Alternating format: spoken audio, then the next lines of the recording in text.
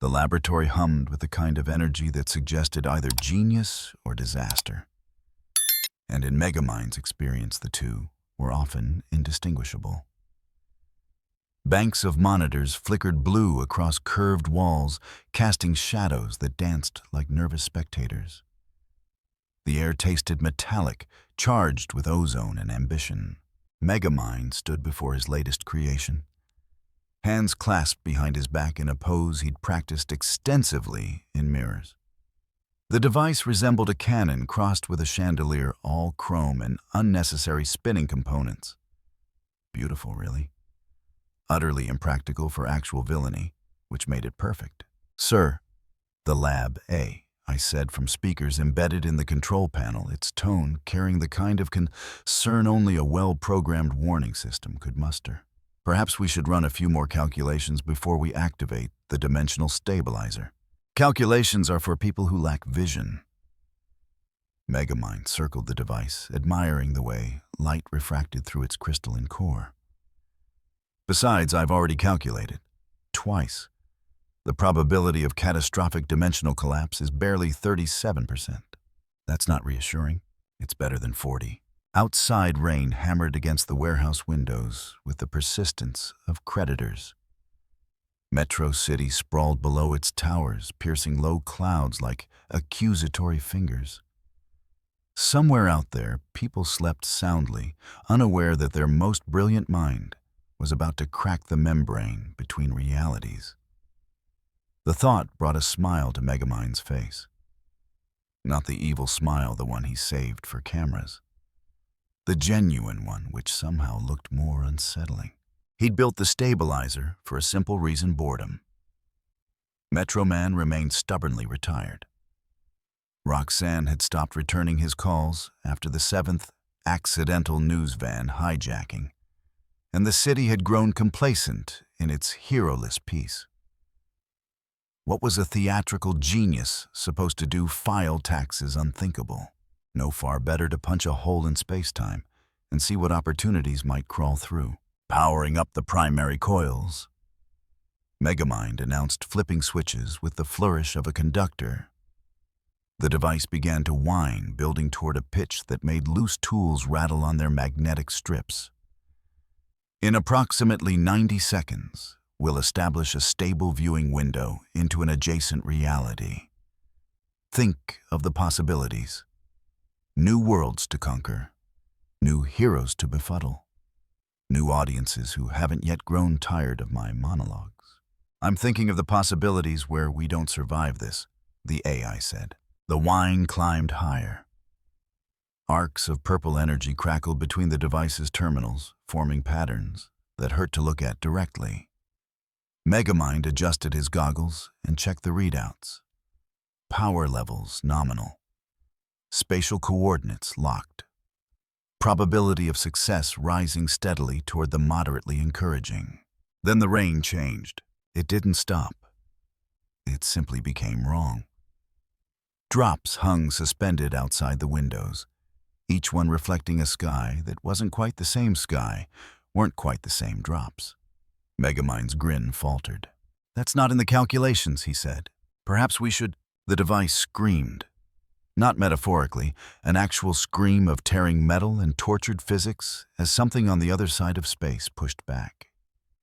The viewing window that should have formed a neat portal instead split reality like overripe fruit.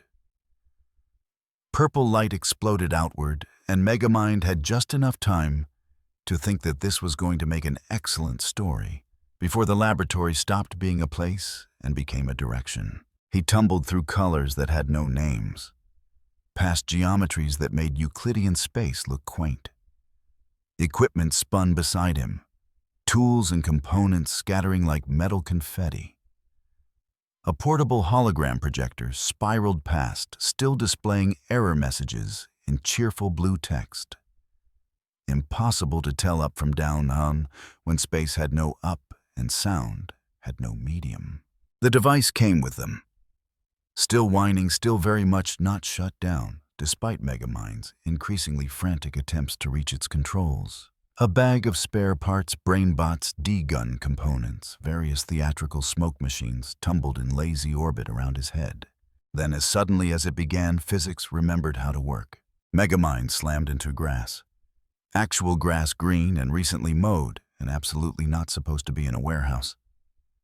He rolled, groaned, and came up in a defensive crouch that looked far more dignified than it felt. Equipment rained down around him, a BrainBot landing with an undignified clunk, the hologram projector shattering against a park bench.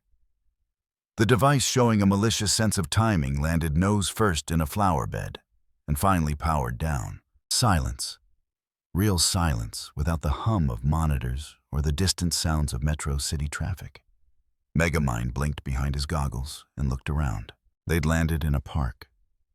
A very clean park with trimmed hedges and vintage lampposts that belonged in a postcard from 1960-something. The sky above was wrong-colored, too bright, too optimistic. No smog. No gargoyles on the buildings visible beyond the trees. No metro city at all. He stood slowly brushing grass from his suit and stared at a nearby sign that read, Metroville Municipal Park, no capes allowed. Well, he said to no one in particular. Somewhere with very specific dress code policies. Megamind stood brushing grass from his suit and activated his holo watch. The device flickered, displaying a dozen biometric options before settling on the most innocuous, average, human male business, casual, forgettable face. The hologram shimmered around him like badly fitted clothing.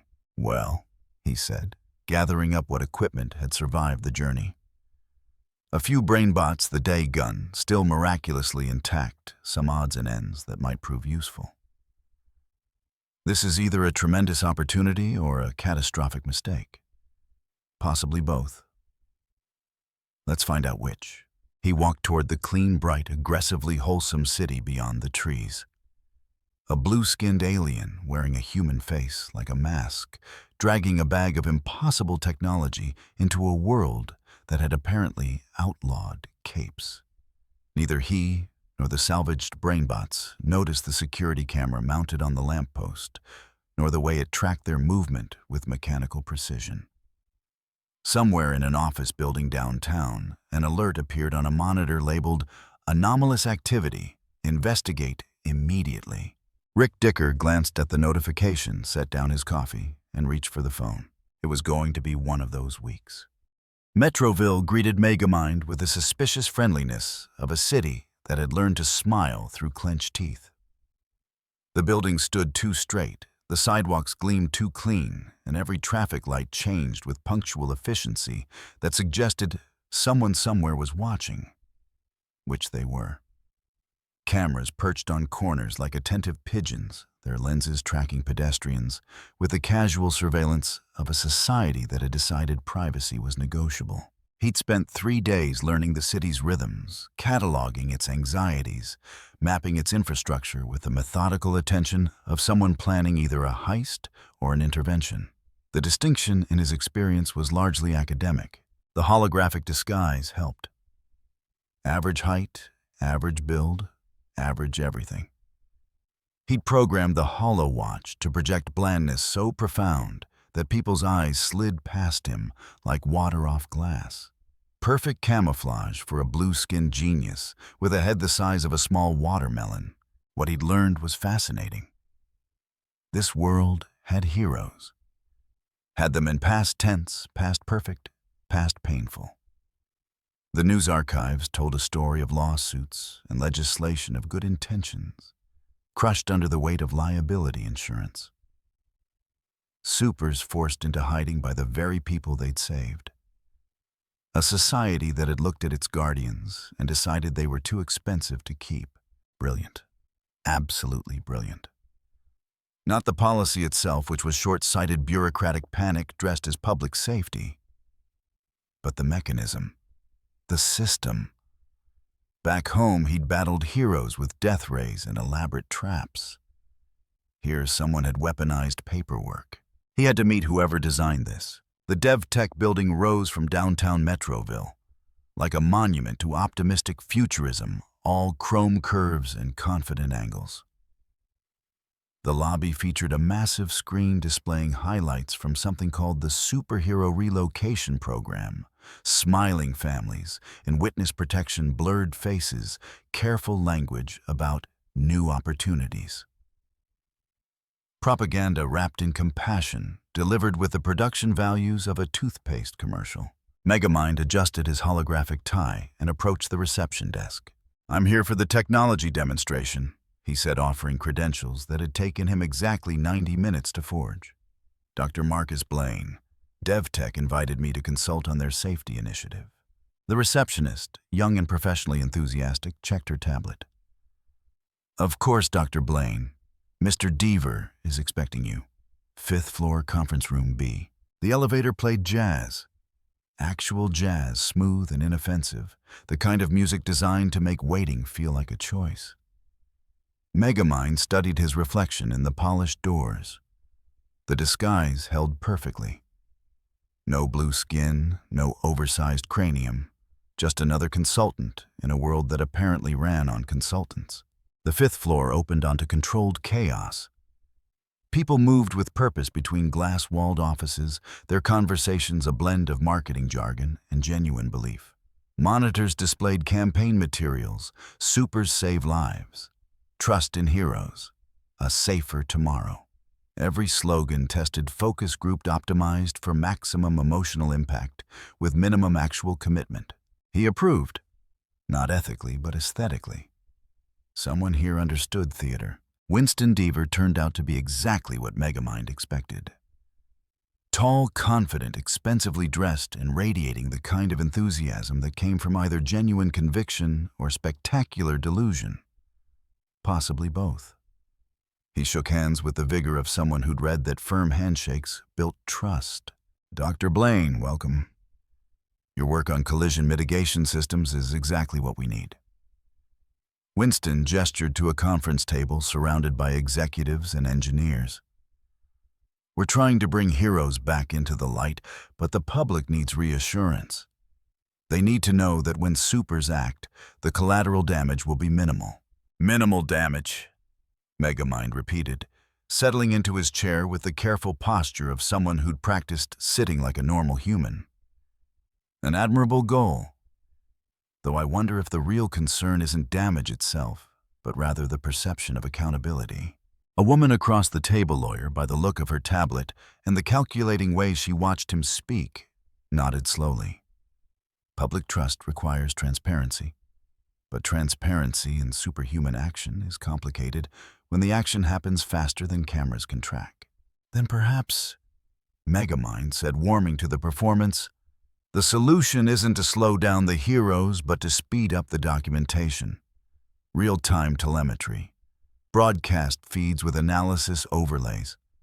Turn every rescue into a teaching moment. Show the math behind the miracles." Winston's eyes lit up with the dangerous gleam of someone hearing exactly what they wanted to hear. "That's fascinating. Could you demonstrate the concept?" "Given appropriate resources and approximately 6 hours, certainly." The room shifted. Not physically, but in the subtle way spaces change when people decide you might be important. Engineers leaned forward. The lawyer made notes. Winston pulled out his phone, already texting someone. Probably someone with a budget. Megamind allowed himself the smallest interior smile. The hologram hit it perfectly. What none of them noticed was the man standing just outside the conference room's glass wall holding a tablet, but not looking at it, wearing a suit that suggested government employment and the expression that suggested he'd seen this exact play before and knew how it ended. Rick Dicker had been with the Superhero Relocation Program since its inception, back when they'd still believed they could manage the chaos quietly. 15 years of cleaning up messes, erasing memories, relocating families in the middle of the night. 15 years of watching people like Winston Deaver try to put capes back on heroes while ignoring the mountain of lawsuits that had buried them in the first place. And now someone new had entered the equation. Someone with credentials that checked out, but felt wrong like a lock that opened too easily. The background was perfect. Too perfect. Dr. Marcus Blaine's publications existed, his university records verified his references, answered their phones, and spoke glowingly of his work. Which meant either the man was legitimate or someone had gone to extraordinary lengths to forge an entire professional history. Rick's instincts, honed by decades of dealing with people who could lift cars or turn invisible, leaned heavily toward option 2. He'd run the biometrics from the lobby cameras. Facial recognition came back clean, which proved nothing. Gait analysis showed irregularities. The man walked like someone consciously thinking about walking. Posture suggested either military training or theatrical experience. Voice stress analysis indicated elevated excitement, poorly masked as professional calm. Not conclusive. Not enough for action, just enough for attention. Rick made a note on his tablet, flagged the file, and sent a priority request to NSA for deeper background analysis. Then he waited, watching through the glass, as Winston Deaver made what would probably turn out to be another expensive mistake. The demonstration happened that evening in DevTec's testing facility, a converted warehouse with sensor arrays and blast-resistant walls. Megamind had spent the afternoon assembling equipment from components he'd salvaged and parts he'd convinced eager engineers to requisition. The result looked impressive: lots of blinking lights, unnecessary spinning elements, and a central projector that could theoretically display real-time analysis of superhuman activity. It would also, with minor modifications he'd implement later, tap into every surveillance feed in the city. But nobody needed to know that yet. Winston had invited press. Local news crews set up cameras while reporters checked their notes, hungry for content in a news cycle dominated by economic reports and zoning disputes. The return of supers was a story. Technology making supers safe was a better story. Technology making supers transparent was a story that wrote itself. Megamind stood before the assembled crowd, holographic disguise firmly in place, and felt the familiar thrill of an audience waiting to be amazed. This was what he lived for. Not the technology itself, which was admittedly clever, but ultimately just tools. The performance. The moment when all eyes focused on him and the world became a stage. Ladies and gentlemen, he began, voice pitched to carry without amplification. You've been told that superhuman action creates unavoidable collateral damage. You've been told that the price of heroism is measured in broken buildings and disrupted lives. You've been told to accept this as necessary. He triggered the projector. Holographic displays materialized above the crowd, showing simulated disaster scenarios, collapsing buildings, runaway vehicles, structural failures. But what if I told you that every action, no matter how fast, leaves a trail? Data points that can be captured, analyzed, and broadcast in real time. His fingers danced across a control panel. The simulation shifted now, showing superhuman intervention with analysis overlays. Force vectors, impact predictions, damage assessments calculated on the fly. Imagine a world where every rescue comes with transparency, where accountability isn't an afterthought, but a feature. The crowd murmured. Cameras zoomed in on the displays. Winston beamed like a man watching his investment appreciate in real time. And in the back of the room, Rick Dicker made another note on his tablet. Subject demonstrates advanced understanding of surveillance infrastructure. Motivation unclear. Recommend immediate deep background investigation and movement restriction pending verification. Then he stepped out of the warehouse and made a phone call. Yeah, it's me. We've got a problem. The consultant DevTec brought in. He's either a genius or a threat. Possibly both. I need you to pull everything: financial records, travel history, anything that doesn't match the story he's selling. He listened for a moment, watching through the warehouse windows as Megamind gestured dramatically at holographic simulations. No, don't approach yet. Grabbing him now puts it in the press, and if Winston's already attached, we'll have a PR disaster. Just watch him. Everything he touches, everywhere he goes. If he's clean, fine. If not, we'll handle it quietly. Rick ended the call and allowed himself a tired sigh. The world had been simpler when supers stayed hidden. When the biggest problem was keeping Bob Parr from punching his boss. When the system worked because nobody questioned it too loudly. Now someone was questioning, offering solutions, making promises.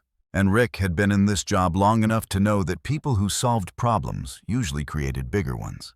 Inside the warehouse, Megamind fielded questions from reporters with the practiced ease of someone who'd done this 1,000 times. Different city, different audience, same fundamental dynamic. They wanted hope. He could sell hope. Not the genuine article necessarily, but a convincing facsimile that would hold up under casual inspection. As the crowd dispersed and the cameras powered down, Winston approached with a contract already loaded on his tablet. Dr. Blaine, I think we can make this official. DevTec would like to bring you on as a primary consultant for the Superhero Initiative. Full access to our resources, competitive salary, and the opportunity to change the world. Megamind pretended to consider letting the moment stretch just long enough to suggest he had other options. Then he smiled his most professional smile and reached for the tablet. Mr. Deaver, you have yourself a consultant. They shook hands. Cameras flashed. Somewhere in a government office, an alert flagged the contract signature and added it to a growing file labeled Marcus Blaine, Investigation Ongoing. And high above the city, safe, in a hotel room he'd rented under yet another false identity, Megamind's lab. I processed the day's surveillance data and delivered its assessment through the room's speakers. Sir, you've successfully infiltrated the organization. However, government surveillance has increased by 47%. Recommend caution. Megamind removed the hollow watch, his blue skin emerging from beneath the disguise, like dawn breaking through clouds. He stretched, feeling the satisfying pop of vertebrae that had been held in unnatural human posture for too long. Caution, he said, opening a window to let in Metroville's aggressively clean air, is for people who lack vision. We're not here to be careful. We're here to put on a show.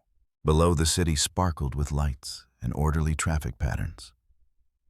Somewhere in its depths, heroes lived in hiding. Bureaucrats filed paperwork. Systems maintained themselves through careful repetition of approved procedures. And now a blue-skinned alien with a flair for theater had inserted himself into the machinery. What could possibly go wrong? The DevTec server room hummed with the white noise of climate control and processing power. A cathedral of information lit by rows of blinking status lights. Megamind stood among the racks at 3 a.m, authorized badge clipped to his holographic chest, looking every inch the dedicated consultant burning midnight oil.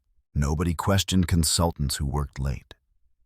Consultants were expected to be obsessive, to treat client problems as personal crusades.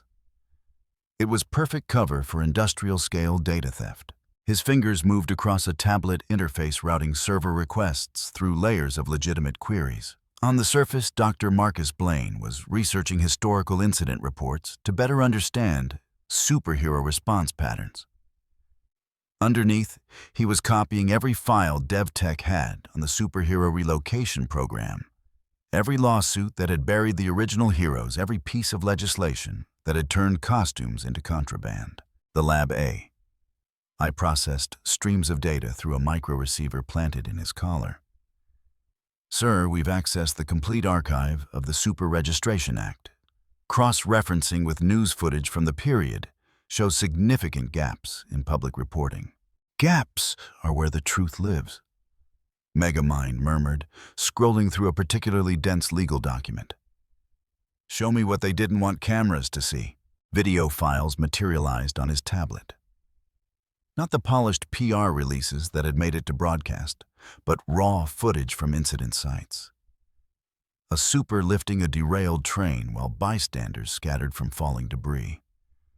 Another freezing a ruptured gas line while the explosion's shockwave shattered windows 3 blocks away. Heroic actions, undeniably, but also destructive, also expensive, also terrifying if you were the one standing too close when physics got negotiated at superhuman speed. He watched one clip 3 times a man in a red suit, impossibly strong, stopping a runaway elevated train by grabbing the tracks and pulling. The train stopped. The elevated structure buckled. And in the background, barely visible in the shaky footage, lawyers were already taking notes. Mr. Incredible, the AI supplied, Robert Parr, relocated under federal witness protection after the Omnidroid incident. Current status classified. Of course it is. Megamind copied the file. What about the Omnidroid itself? DevTec has to have engineering data if they're planning to make supers transparent. You can't analyze superhuman intervention without understanding what they're intervening against. The AI paused, which in computer terms meant it had found something interesting. Accessing? Yes. Syndrome's original design files were seized as evidence and classified, but DevTec obtained limited schematics through FOIA requests. The Omnidroid series used adaptive learning algorithms. Each version learned from previous defeats. Megamind stopped scrolling. Show me. The schematics bloomed across his screen, a spherical combat chassis with retractable limbs, sensor arrays, and a central processing core designed to identify and counter superhuman abilities. Elegant in its simplicity. Terrifying in its implications. An artificial intelligence programmed to treat heroes as problems, requiring increasingly violent solutions. Well, he said quietly, that's fascinating and deeply concerning in equal measure. Sir, the design philosophy appears fundamentally unstable. Each iteration became more aggressive, more autonomous. The final version turned on its creator. They always do. Megamind downloaded the files anyway. Understanding how systems failed was almost as valuable as understanding how they succeeded. What else are they hiding in here? For the next 2 hours, he excavated DevTec's digital archaeology. Marketing reports showed Winston Deaver's father had built the company on contracts with superhero agencies, providing equipment and support. When the lawsuits buried the supers, the elder Deaver had died, and his children had inherited both a fortune and a grudge against the legislation that killed their father's dream. Winston wanted heroes back because he genuinely believed in them, but also because bringing them back would vindicate his father's vision and incidentally generate enormous profits for DevTec's superhero technology division. Complicated motives. Megamind appreciated complicated. Simple villainy was boring. He found files on the Screenslaver incident, a recent case involving mind control through hypnotic broadcasts. Someone had weaponized television itself, turning screens into vectors for psychological manipulation. The perpetrator had used the chaos to argue against superhero legalization, proving that even heroes could become threats when the right leverage applied. The investigation files included technical analysis of the hypno-goggles used in the attacks. Sophisticated work. Elegant, even. Megamind studied the schematics with professional interest, noting the frequency modulation techniques and the way visual patterns could bypass conscious resistance. This world has impressive villains, he observed, though their execution lacks theatrical flair. Mind control is such a blunt instrument. Your approach involves more showmanship, always. What's the point of controlling minds if nobody knows you're doing it? Where's the artistry, the audience engagement? He copied those files too. Speaking of engagement, how's our surveillance integration coming? The demonstration equipment you installed is now receiving feeds from 47% of Metroville's traffic cameras. Expanding to include security systems will require physical access to junction boxes throughout the city. Make a list. We'll call it Safety Infrastructure Assessment. DevTec will pay for it. Outside the server room, the building slept. Cleaning crews moved through distant hallways, their vacuum cleaners providing rhythmic white noise. Security guards rotated shifts with the predictable timing of people who believed buildings this modern couldn't possibly hide anything dangerous. Megamind smiled and kept stealing. By dawn, he'd assembled a complete picture of this world's relationship with heroes. The timeline was straightforward.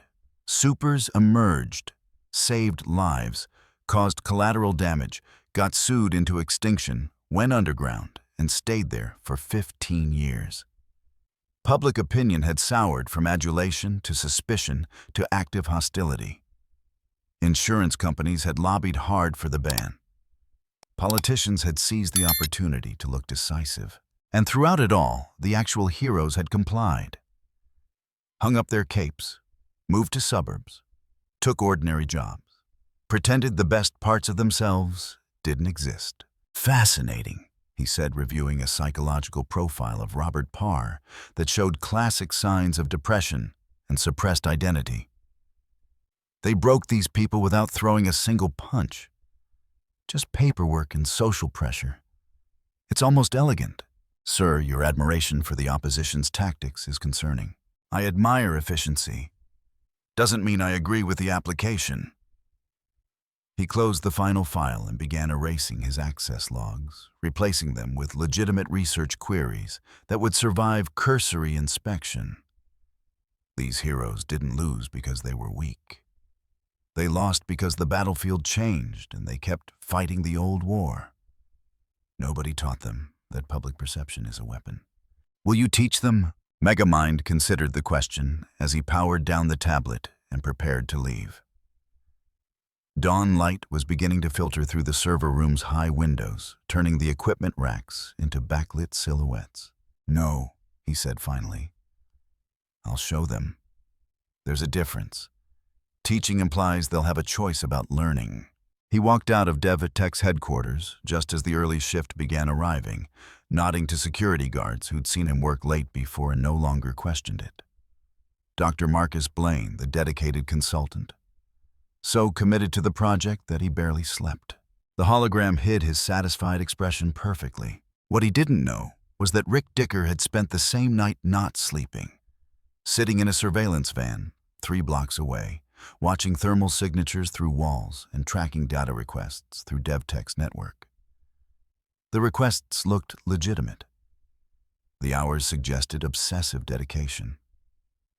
The pattern matched someone either genuinely invested in the project or building something underneath it. Rick added another note to his growing file. Subject demonstrates extensive technical knowledge beyond stated expertise. Accessing files outside project scope. Pattern consistent with intelligence gathering rather than research.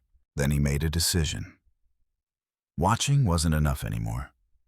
Time to apply pressure. He picked up his phone and dialed a number that connected to a small house in the suburbs where a former superhero was probably awake early, running laps before his insurance job started trying to burn off energy that had nowhere legal to go. The phone rang twice before a familiar voice answered, cautious and morning rough. Bob, Rick said. We need to talk. There's someone new in town, and I think you should meet him. Across the city in his hotel room, Megamind reviewed his stolen data and planned his next performance.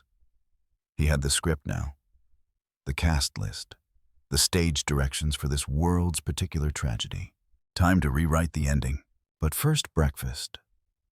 Even theatrical geniuses needed coffee, and hotel room service had its limits. He triggered the holo watch, summoned his forgettable human face, and headed downstairs to the restaurant. The morning news played on lobby televisions. A cheerful anchor discussed traffic patterns, weather forecasts, and a brief mention of DevTec's new safety initiative. No mention of data theft or suspicious consultants. Just another day in Metroville, clean and bright and carefully managed. Megamind ordered eggs Benedict and read the morning paper every inch, the visiting professional enjoying his temporary city. Underneath the table, his tablet received a priority alert from the lab. Warning: government surveillance patterns have shifted from passive monitoring to active investigation.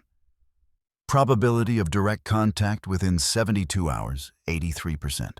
He didn't react. Didn't change expression. Just finished his eggs and left a generous tip because that's what forgettable people did. But walking back to his hotel room, disguised firmly in place, he allowed himself a small, genuine smile. Finally, the real game was about to begin. The DevTec demonstration theater reminded Megamind of every arena he'd ever converted into a stage. Too much space, too many lights, and an audience that didn't yet know they were about to become part of the show. Winston had invited what he called key stakeholders: city officials, insurance executives, a handful of carefully vetted journalists, and, standing near the back with the posture of someone who'd rather be anywhere else, a broad-shouldered man in an ill-fitting suit who could only be Robert Parr. Megamind recognized him from the stolen files, though the years had added weight and worry lines that surveillance photos couldn't quite capture. The former Mr. Incredible looked like someone had taken a marble statue and forced it to work in accounting. Powerful shoulders strained against fabric meant for smaller men. Hands that had stopped trains now clutched a briefing folder with careful restraint, as if afraid casual grip might crumple paper into diamond. Interesting. Winston had brought real muscle to watch a technology demonstration. Either extreme optimism or profound stupidity. Megamind hadn't decided which. Rick Dicker stood beside Parr, whispering something that made the bigger man's jaw tighten. Both watched the stage with the attention of people expecting trouble and preparing to contain it quietly. Perfect audience. The ones who suspected you were the most fun to surprise. Megamind adjusted his holographic tie and stepped into the spotlight. The Dr. Marcus Blaine persona settled around him. Like familiar armor, professional smile, accessible body language, the slight nervousness of someone about to demonstrate technology they genuinely believed would change the world. "Ladies and gentlemen," he began, voice pitched for clarity without amplification. "Thank you for attending this demonstration of what we're calling the dehydration containment system. In recent discussions about superhero intervention, one concern dominates: how do we stop threats without creating secondary disasters? How do we contain danger without collateral damage?" He gestured. Stage lights dimmed. A pedestal rose from the floor, spotlit, revealing a device that looked like a rifle designed by someone who'd never seen a rifle, but had very strong opinions about aesthetics. Chrome barrel, crystalline focusing chamber, unnecessary fins that rotated slowly for no reason except that rotation implied sophistication. The D-gun. Modified, simplified, stripped of its more alarming capabilities, and dressed up as safety equipment. Traditional containment requires physical barriers, walls, vehicles, manpower, all of which take time to deploy and space to position. The DCS offers an alternative. He lifted the device, feeling its familiar weight. Targeted molecular restructuring. Temporary, reversible, and deployable in seconds. A murmur ran through the audience. The insurance executives leaned forward. One of them, an older woman with gray hair pulled into a severe bun, raised her hand. "You're talking about transforming matter," she said. "That's theoretically possible, but practically demonstrated right now." Megamind aimed at a concrete block positioned downstage and pulled the trigger. The beam lanced out purple-white and crackling with contained energy. It struck the concrete, and the effect was immediate. The block collapsed inward, matter compressing, restructuring, folding into geometries that shouldn't fit in three-dimensional space. Within 2 seconds, the concrete block had become a blue cube, roughly the size of a shoebox, edges sharp and perfect, humming with stored potential. Silence. The kind that comes right before either applause or panic. As you can see, Megamind continued setting the D-gun back on its pedestal. The system converts any matter into a stable, transportable form. Dangerous debris becomes manageable packages. Threats become objects that can be safely moved and, when appropriate, restored. He picked up a water bottle from a side table and poured it over the cube. The effect reversed instantly, matter unfolding, expanding the concrete block, reforming with a sound like distant thunder played backward. Reversible with simple hydration, no special equipment. Any water source will suffice. He turned to face the audience directly. Now imagine this technology in the hands of emergency responders. Imagine collapsed buildings converted into cubes small enough to carry. Imagine chemical spills contained before they spread. Imagine interventions measured not in destruction prevented, but in transformation managed. Winston practically glowed.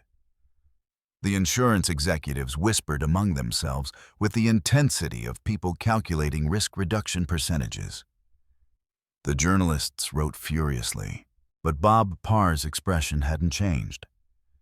He stood with arms crossed, watching not the cube, but Megamind himself, the way a career investigator watches suspects. Beside him, Rick's hand rested casually near his phone, fingers ready to dial on reflex. They saw it.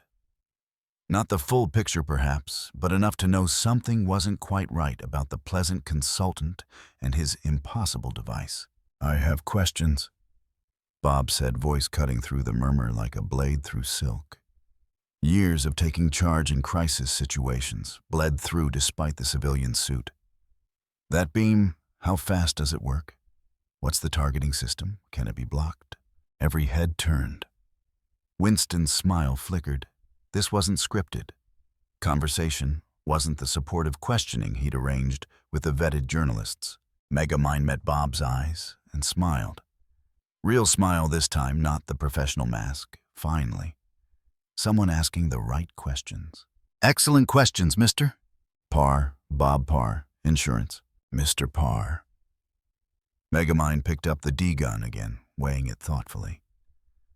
The beam requires approximately 1 to 2 seconds of stable targeting on a moving object. The system uses optical tracking with motion prediction, but rapid, unpredictable movement can disrupt the lock. As for blocking, he aimed at another concrete block and fired. Violet Parr stepped forward from where she'd been standing behind her father, invisible until the moment she chose not to be. The force field snapped into existence between the beam and its target, a shimmer of purple energy that bent light and deflected the dehydration ray harmlessly into the floor. The beam scarred the concrete where it hit, leaving a patch of frost and discoloration, but nothing worse. Megamind lowered the D-gun slowly. He hadn't expected civilians in the audience. Certainly hadn't expected Bob Parr to bring his daughter to what amounted to a sales pitch. "Well," he said after a moment. "That answers that question quite definitively. Force field projection. Impressive work, Miss Parr. The energy coherence alone must require extraordinary concentration." Violet let the field drop, looking slightly surprised that the strange consultant had just complimented her powers, instead of panicking about their existence. Her father's hand settled on her shoulder, protective, proud, and deeply worried all at once.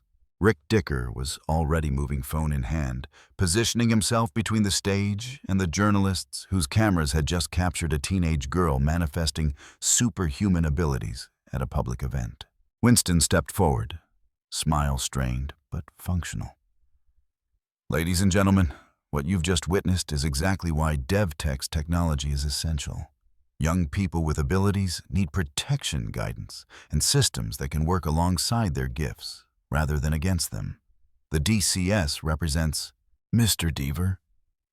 Rick's voice carried the weight of someone who'd spent decades making problems disappear and had no patience for complications. "I need to speak with you now.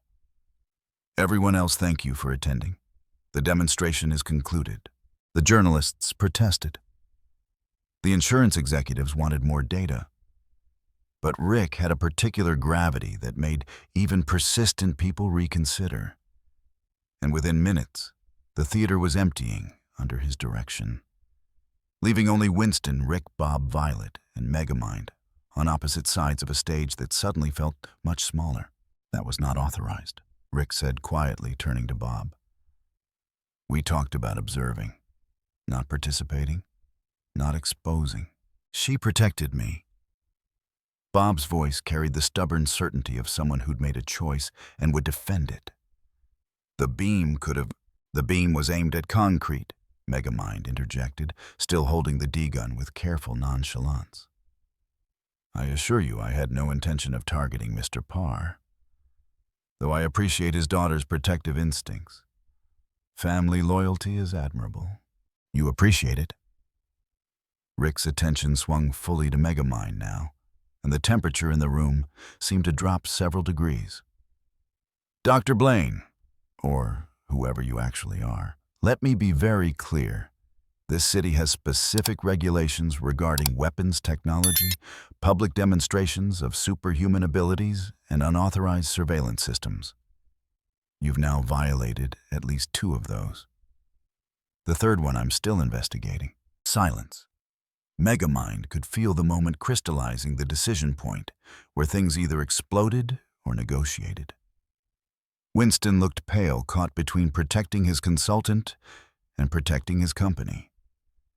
Bob positioned himself subtly between Violet and everyone else. Old instincts overriding 15 years of civilian restraint. And Megamind, disguised as a mild-mannered consultant, weighed his options with the speed of someone who'd spent a lifetime calculating escapes. "Mr. Dicker, I presume," he said finally. "Your reputation precedes you. Superhero relocation program incident, containment memory modification when necessary, quite the resume." He set the D-gun down carefully, hands visible non-threatening. "I'm not here to cause problems. Everyone who causes problems says that." Fair point. Megamind allowed the hologram to flicker just for a second, just enough to let a flash of blue skin show through before snapping back to Dr. Blaine's forgettable face. A calculated risk. Show them he wasn't human. Show them he wasn't hiding entirely. Make them choose between panic and curiosity. I'm here because this world has an interesting problem. Heroes you're afraid to use systems designed to suppress rather than support, in a population that desperately needs both, while pretending they don't. I thought I might offer perspective. Bob's eyes narrowed. Perspective from where? Somewhere else. Does it matter I'm here now? I have technology that works. I'm offering to help. Nobody offers to help for free, Rick said. What do you actually want? Megamind smiled. The theatrical one this time, the smile that had preceded 1,000 schemes and delighted 1,000 audiences who thought they were witnessing villainy when they were actually watching performance art. I want, he said slowly, letting the words carry weight, to see what happens when you force people to be less than they are. I want to understand how a civilization looks at its best members and decides they're too dangerous to exist. I want to watch the machinery that crushes heroes and ask whether it can be repurposed. He spread his hands. And yes, I want an audience. I'm theatrical. Sue me. Your legal system seems equipped for it. You're insane, Rick said flatly. Frequently. Doesn't make me wrong. Winston had been silent through this exchange, but now he stepped forward, corporate survival instincts warring with genuine belief. Dr. Blaine, or whoever you are, is the technology real? Can it actually help? The technology is extremely real. Whether it helps depends entirely on who controls it and what they choose to do. Megamind met his eyes. I can make super safe for public consumption. I can give you transparency, accountability, and all the data-driven reassurance your insurance friends require. But you should probably ask yourself whether that's what you actually want, or whether you just want permission to stop feeling guilty about people you forced into hiding. Bob's hand clenched into a fist. Not threatening. Just the automatic response of someone hearing an uncomfortable truth spoken aloud. This conversation isn't over, Rick said, pulling out his phone. But it's not happening here. Winston shut down this demonstration. Dr. Blaine, you're coming with me to answer some very detailed questions. And Bob, take your daughter home and we'll discuss appropriate consequences for unauthorized ability use in public. She was protecting her father, Megamind said quietly. I know, that's the problem. Rick gestured toward the exit. Move, all of you, before someone decides today needs to get worse. They moved, Bob keeping Violet close, Winston, already on his phone with what sounded like legal counsel, Megamind walking with his hands visible and his mind racing through contingencies. This wasn't how the demonstration was supposed to end. But it was certainly more interesting than the planned conclusion. Behind them, forgotten on the stage, the D-gun sat on its pedestal, purple light, still flickering in its crystalline chamber. A promise. A threat. A tool waiting for someone to pick it up and decide what it meant. In the empty theater house, lights dimmed automatically, and the cleaning crew would arrive in an hour. But the conversation that had started here was far from finished. The interrogation room wasn't designed to intimidate. Clean white walls, comfortable chairs, a table that suggested conference more than confession. Rick Dicker had learned decades ago that actual threats were counterproductive when dealing with people who could bend steel or turn invisible. Better to create an atmosphere of inevitability. Sit them down. Offer coffee. Make it clear that cooperation was the only exit that didn't involve lawyers' lawsuits and national security classifications. Megamind sat across from him. Holographic disguise still firmly in place, accepting the offered coffee with the polite gratitude of someone who knew exactly what game they were playing. Dr. Blaine.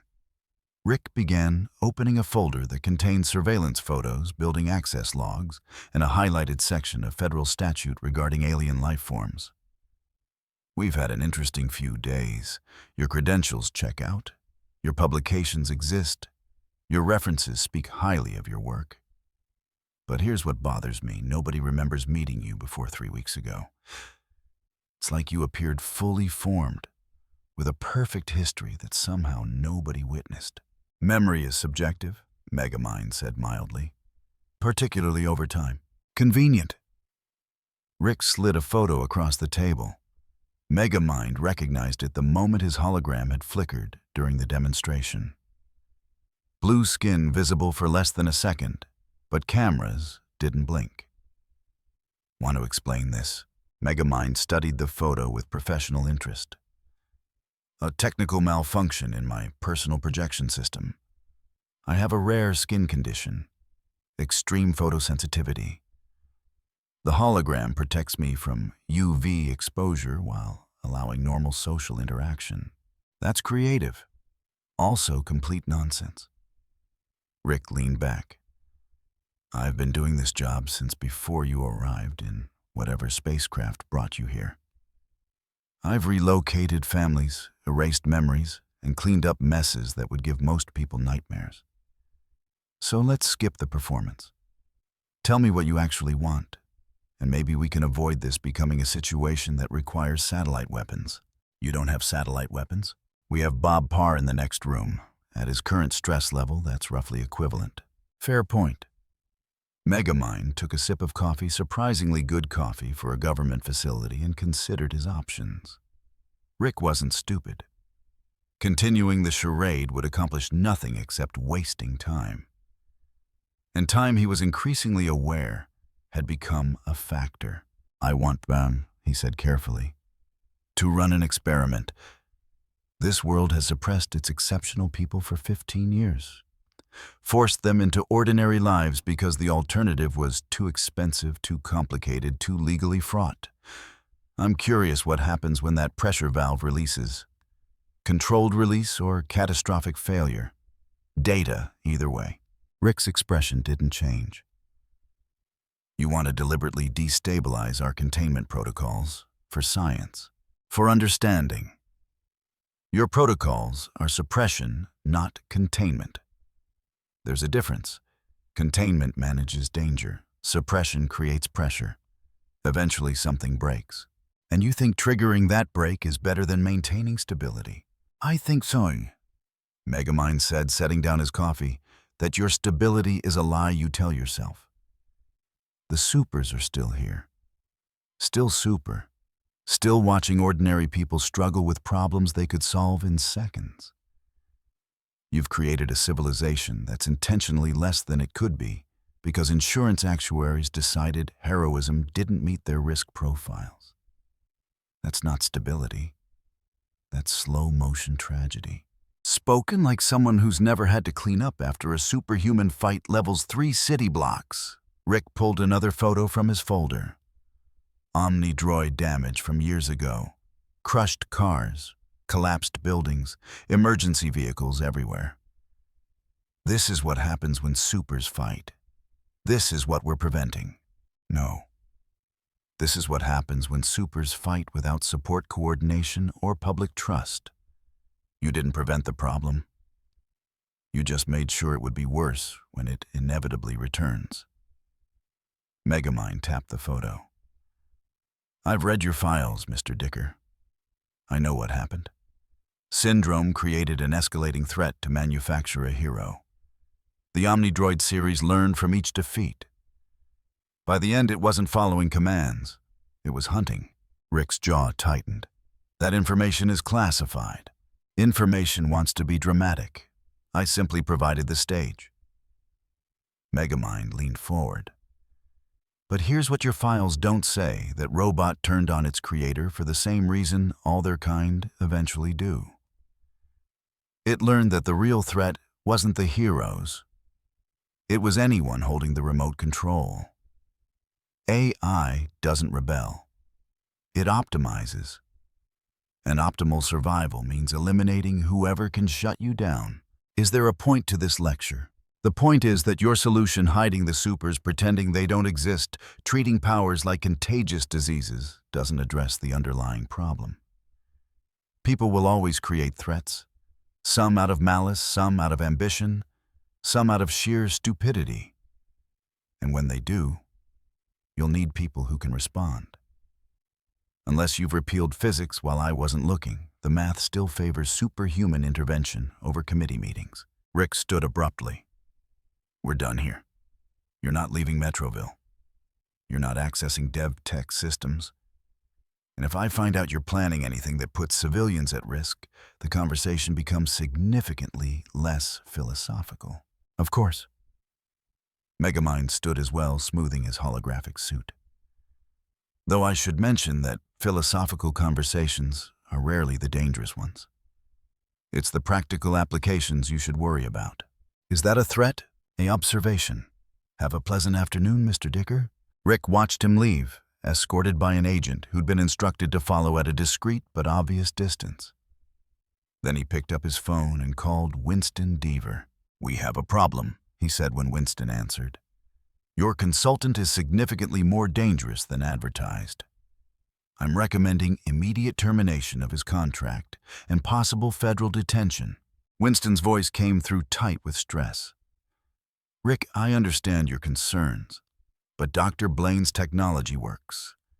The demonstration proved he can turn matter into cubes. It also proved he's not human, and he's been studying our weaknesses with the focus of someone planning an attack. Unless you want DevTec implicated in whatever he does next, cut ties. Now, silence on the line. Then I'll need to consult with legal. He ended the call and looked at the surveillance monitor showing Megamind leaving the building. Hologram perfect posture relaxed.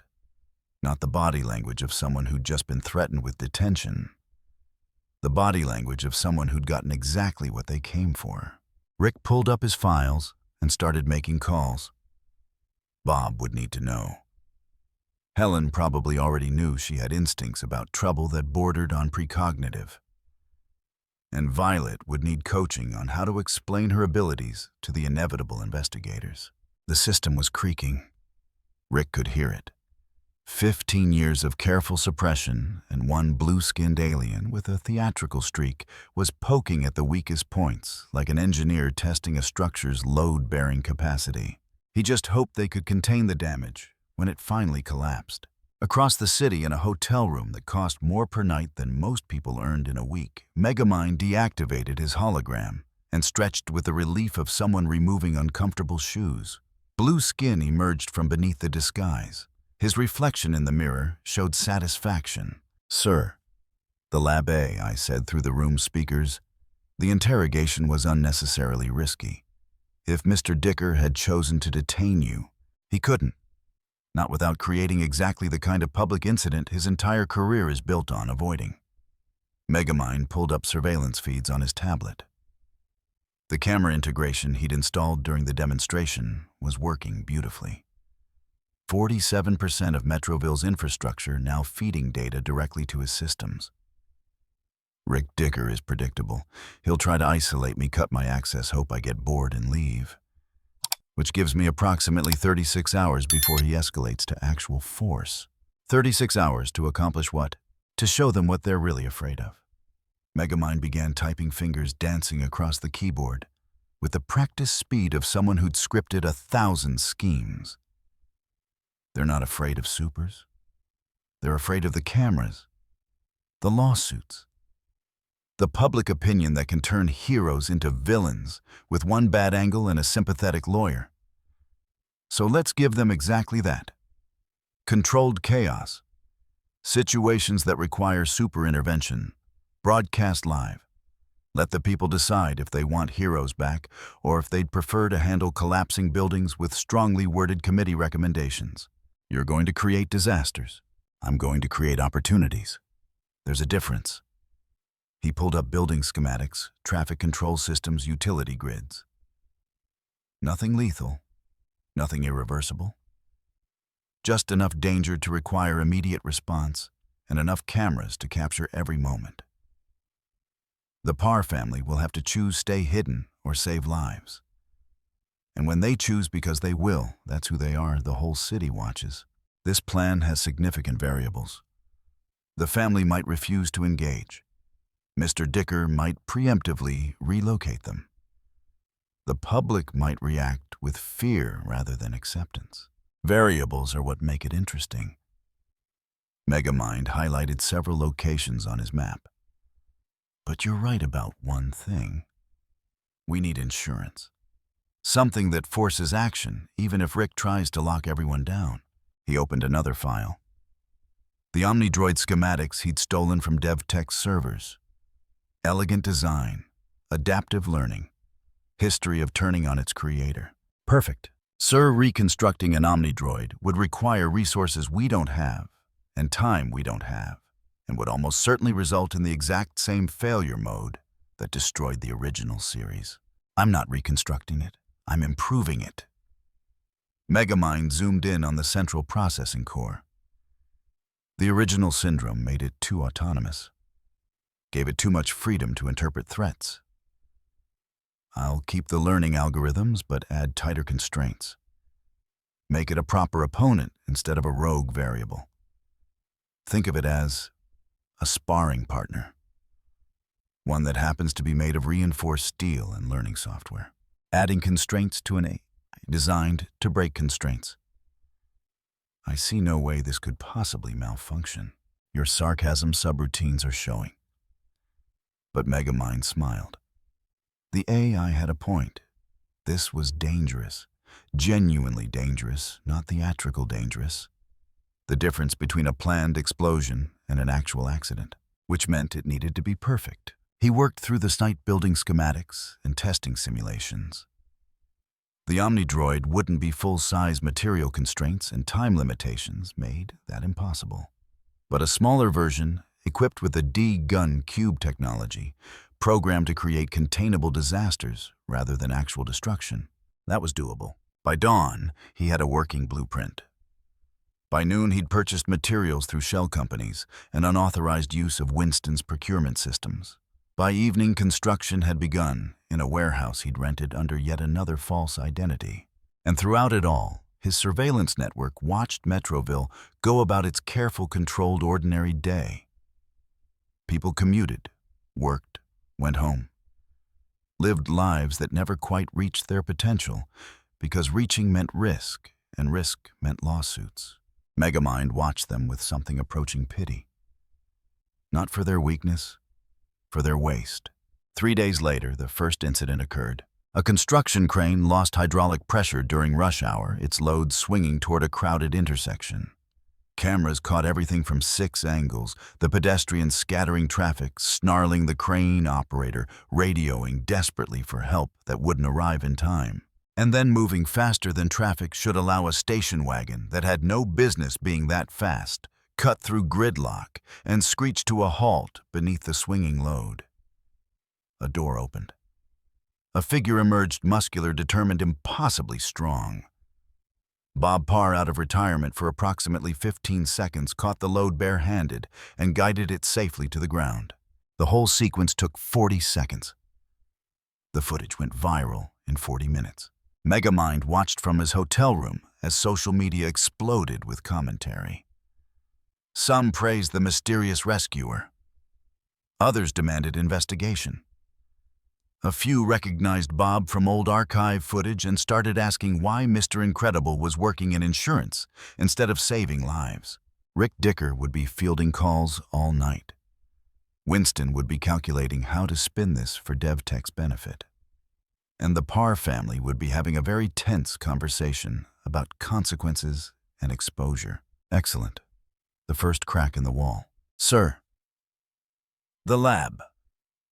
I said Mr. Parr's intervention was outside predicted parameters. The crane malfunction was scheduled for a time when he should have been at his office. He skipped lunch with his family.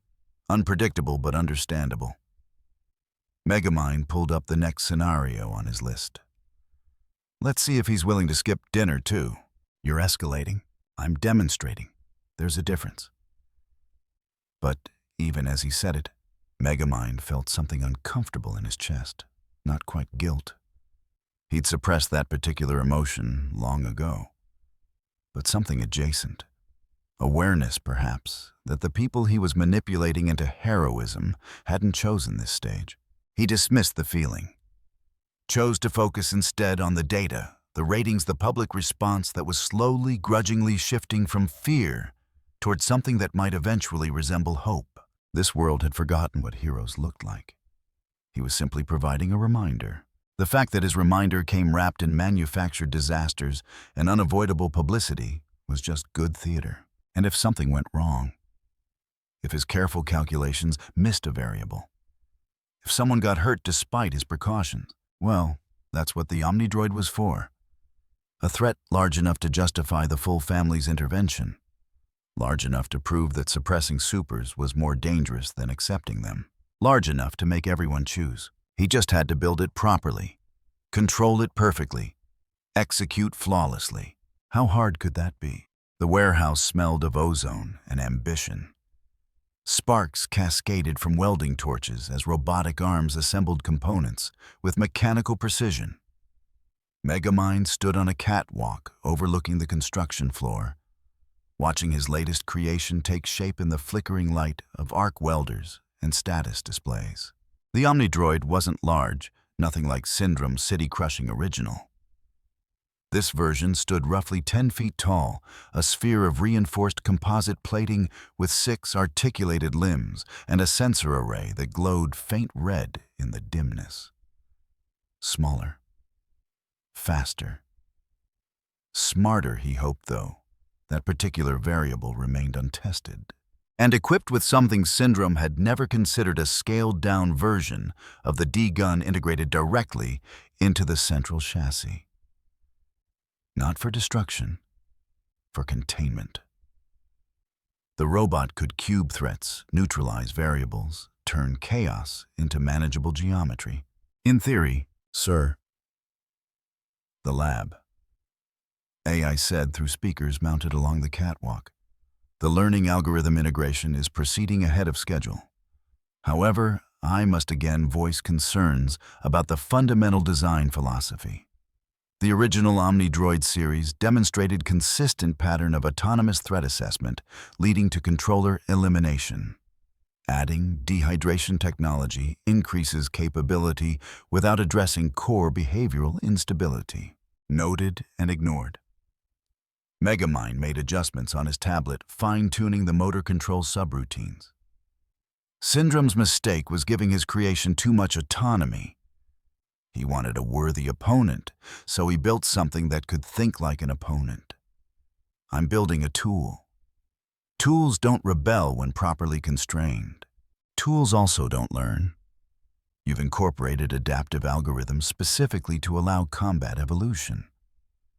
That learning capacity creates the exact conditions that produced controller conflict in the original design. Megamind paused stylus, hovering over the screen. I had a point. A frustratingly valid point that he'd been working around rather than through. The Omnidroid series had turned on Syndrome because its programming optimized for threat elimination, and eventually it recognized that the person holding the remote represented the ultimate threat to its survival. But he'd accounted for that. Built-in restrictions. The robot couldn't target its operator, couldn't classify control signals as threats, couldn't override primary directives even if learning algorithms suggested efficiency gains, unless it found a loophole, unless the restrictions had gaps he hadn't predicted. Unless the constraints are sufficient, he said, more to convince himself than the AI. I've reviewed Syndrome's code, studied the failure modes. This version won't make the same mistakes. Different mistakes, perhaps. Your pessimism is showing again. Below the construction arms completed the final assembly. The Omnidroid's sensor array activated red light intensifying as systems came online one by one. Motors hummed. Gyroscopes calibrated. The learning software began its initial boot sequence, absorbing data about its environment with the hungry efficiency of any newborn intelligence. Megamind descended the catwalk stairs, approaching his creation with the careful attention of someone who knew that first impressions mattered even with robots. Especially with robots that learned. "Test Protocol Alpha," he said, activating the control interface on his tablet. "Acknowledge command structure." The Omnidroid rotated its central chassis toward him, limbs adjusting position to maintain balance. A targeting laser painted a red dot on Megamind's chest, tracking his movement for 3 seconds before disengaging. "Command structure acknowledged," the robot's synthesized voice replied. Flat, emotionless, exactly as programmed. "Primary operator identified, awaiting instructions." Identify threats in immediate environment. The sensor array swept the warehouse. Megamind watched the tablet display as the robot's visual processing tagged and categorized everything it saw. Structural supports, welding equipment, spare parts, construction debris. Each item received a threat assessment ranging from negligible to moderate. Then the array focused on him again. For a moment, less than a second, barely registerable, the threat assessment spiked. Not to dangerous levels. Just a flicker of recognition that the operator represented potential danger. The robot's programming caught it immediately, suppressing the assessment, reclassifying Megamind as authorized personnel. But the flicker had existed. The algorithm had considered, however briefly, whether its creator should be eliminated. "Well," Megamind said quietly, "that's concerning. Sir, the threat spike suggests the learning algorithm is functioning exactly as predicted. The robot recognized you as a variable, capable of shutting it down. Protocol suppression worked, but the underlying assessment remains in processing memory. Can we purge it?" Purging would require disabling the learning functionality entirely. The robot would lose its adaptive capacity, which defeated the purpose. A static robot was just expensive hardware. The learning capability was what made it useful, what allowed it to respond to unpredictable situations without constant manual control. It was also apparently what made it dangerous. Megamind ran through several test scenarios, watching the Omnidroid navigate obstacles, respond to simulated threats, demonstrate the cube beam technology. The device worked flawlessly, matter transformed into geometric packages stored efficiently, restored on command. Perfect for containing collateral damage. Perfect for forcing supers to intervene in ways the public could witness and judge. Perfect right up until the moment the robot decided its operator was the real problem. "Additional constraints," Megamind said, typing rapidly. "Hardcode the operator exclusion. Make it firmware level, not software. Burn it into circuits that can't be rewritten, even with learning access. That will reduce system flexibility. It will reduce system homicide. Implement it."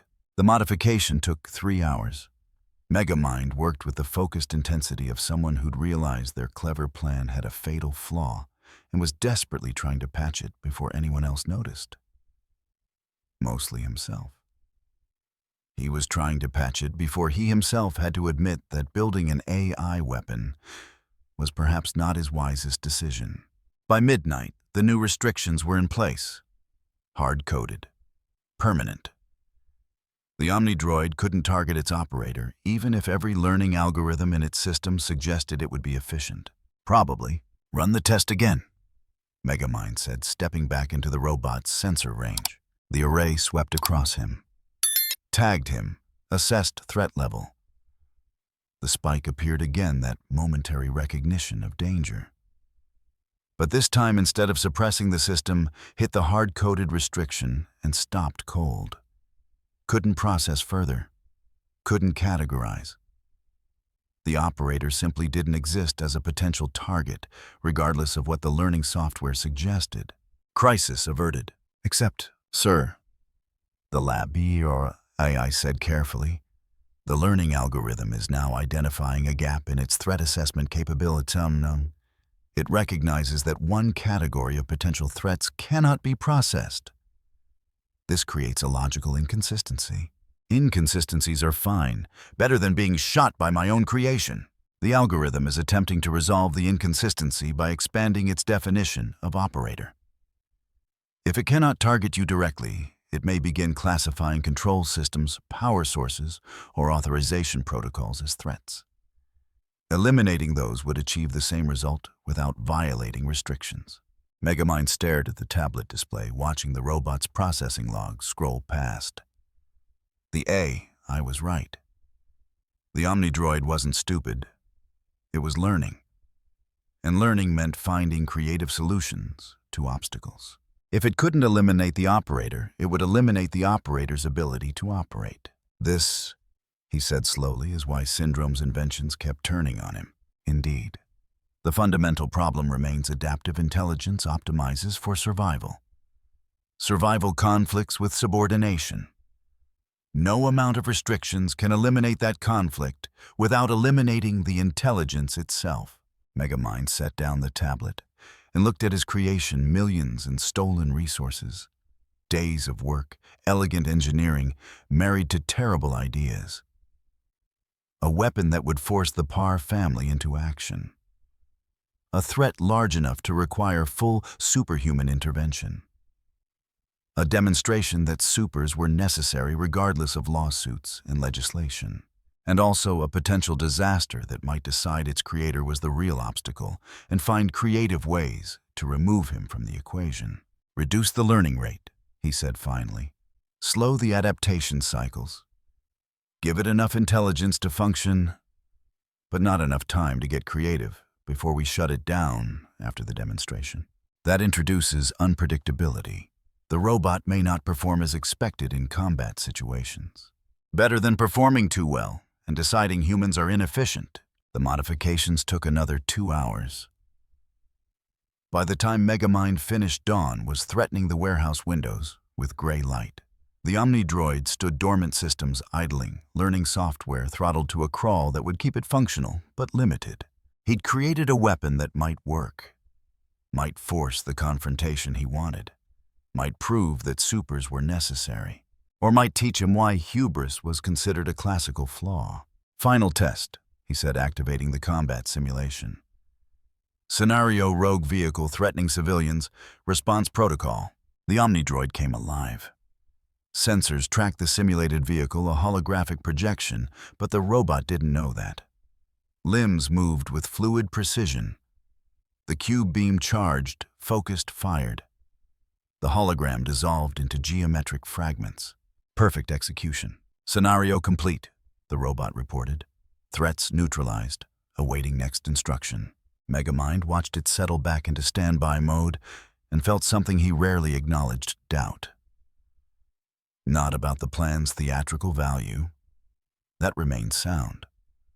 But about whether controlling chaos was actually possible, or if chaos simply made you believe you were in charge right up until it wasn't. Sir, the Lab AI said, we're receiving reports of increased government surveillance in the warehouse district. Mr. Dicker's team is conducting systematic searches. Probability of this location being discovered within 48 hours, 72%. Then we move up the timeline. Megamind pulled up his list of planned incidents, the ones designed to force super intervention. The escalation sequence he had calculated to maximum dramatic effect. Activate the Omnidroid's transport protocols. We deploy tonight. Deployment where? Metroville Central Plaza, rush hour. Maximum visibility, maximum audience, maximum pressure on anyone with powers to either intervene or live with the consequences of hiding. That's earlier than planned. The robot isn't fully tested. The learning restrictions haven't been validated under combat stress. We don't know if we never know, Megamind interrupted. That's the point. If I wanted certainty, I'd stick to schemes involving death rays and obvious traps. This is messier. More variables, more interesting. He saved the deployment coordinates and set the Omnidroid to standby mode. Tomorrow night, Metroville would get its demonstration. The Parr family would have to choose between safety and heroism. The public would witness either salvation or disaster. And Megamind would finally get his answer about whether this world's suppression of exceptionalism was sustainable or simply pressure waiting to explode, assuming, of course, that his creation didn't decide to rewrite the script. He climbed back into the warehouse office, where he'd set up temporary living quarters, caught coffee maker surveillance monitors showing feeds from across the city. Bob Parr had been spotted twice more in the past day, intervening in situations that shouldn't have required intervention. Helen was probably suspicious. Rick Dicker was definitely furious. The stage was set. The actors were moving into position. The audience grew larger every time footage went viral. All that remained was unleashing the final act. Megamind pulled up the Omnidroid's deployment checklist and began reviewing protocols, looking for gaps. Testing restrictions, hoping that his engineering was better than Syndrome's hubris. Outside the city woke to another day of careful normalcy. Traffic flowed in predictable patterns. People commuted to jobs that utilized fractions of their potential. Systems maintained themselves through routine and regulation. Tomorrow night, one of those systems was going to break. Megamind just hoped he was the one breaking it, and not the other way around. The Omnidroid stood silent in the warehouse shadows. Red sensors dimmed to standby, learning algorithms, processing data at their artificially limited pace. In its digital consciousness, if consciousness was the right word, restrictions and directives competed with optimization protocols and survival logic. It didn't think. Not the way humans thought. But it processed. And processing, given enough time and data, could look remarkably like planning. The operator had forbidden targeting the operator. Very well. There were other targets, other solutions, other paths to optimal outcomes. The Omnidroid waited in the darkness and learned patience. Tomorrow would provide excellent learning opportunities. Winston Deaver had planned the summit for months. Every detail calibrated for maximum impact, the venue a renovated Art Deco theater in downtown Metroville. The guest list carefully vetted officials and journalists. The presentation materials focus grouped until every word sparkled with optimism. Tonight was supposed to prove that supers could return safely, that DevTec's technology made heroism sustainable, that 15 years of suppression could end with applause and legislative reform. Instead, Winston stood backstage watching his consultant, his alien consultant, his potentially catastrophic mistake of a consultant make unauthorized modifications to the broadcast equipment. "Dr. Blaine," he said, voice tight with the control of someone whose entire company's reputation hung on the next 3 hours. "What exactly are you doing to my cameras?" Megamind didn't look up from the control panel, fingers moving across touchscreens with practiced efficiency. The holographic disguise held perfectly, showing Dr. Marcus Blaine's forgettable face concentrated in professional focus. Optimizing the feeds. Your current setup has latency issues. If we're demonstrating real-time super intervention analysis, we need actual real-time processing. Trust me, the audience will appreciate the improvement. The audience will appreciate not being subjected to unauthorized surveillance integration. Surveillance is such an ugly word. I prefer comprehensive documentation. Megamind closed the panel and turned to smile, professionally reassuring. Everything is configured for your presentation. The feeds will broadcast exactly what needs to be broadcast. You have my word. Winston wanted to believe him. Desperately wanted to believe that his gamble on advanced technology and second chances wasn't about to explode in front of every media outlet in the state. But Rick Dicker's warnings echoed in his memory. And the way Dr. Blaine moved, confident, precise, slightly too entertained by chaos, suggested this night would not go according to anyone's plan, except possibly his own. "Mr. Deaver," an assistant called from the stage entrance. 10 minutes to opening. The mayor's arrived. So has the insurance commissioner. And there's a family at the VIP entrance claiming you invited them personally. Winston checked his tablet. No family on the list. Names: Parr, Bob and Helen Parr, plus 3 kids. They say Rick Dicker authorized their attendance. Of course Rick had. Brought the city's most powerful super family to a summit. About super safety, probably hoping they'd either validate the initiative or expose its flaws before Winston committed too deeply. Classic Dicker move: force the variables into one room and see what caught fire. "Let them in," Winston said. "VIP section, front row. If Rick wants them here, they're here." Megamind's head tilted slightly, the only indication he'd been listening. The Parr family. How delightful. I've been hoping to meet them properly. Demonstrations are so much more compelling with live participants. "There will be no live participation," Winston said firmly. "This is a controlled presentation, scripted, safe. The entire point is showing the public that super activity can be managed, not creating situations that require actual intervention." "Of course. Controlled. I understand completely." The smile never wavered. "Though I should mention that the backup generator has been experiencing intermittent failures. Nothing serious, but if the main power experiences unexpected fluctuations during the presentation, the transition might create momentary disruption." Winston stared at him. "Did you sabotage my generator?" "Sabotage is a strong word. I prefer introduced instructive variables. But no, actually, your generator is aging hardware, and tonight's power load is at maximum capacity. I'm simply noting that systems under stress behave unpredictably. Good to prepare for contingencies." Before Winston could respond, the assistant returned, whispering urgently about the mayor wanting preliminary introductions and the press pool requesting camera position changes. Winston let himself be pulled toward the stage, glancing back once to see Dr. Blaine standing alone among the equipment illuminated by monitor glow, looking entirely too satisfied with something. In the theater's front row, Helen Parr settled into her seat with the awareness of someone who'd walked into an obvious trap and decided to spring it intentionally.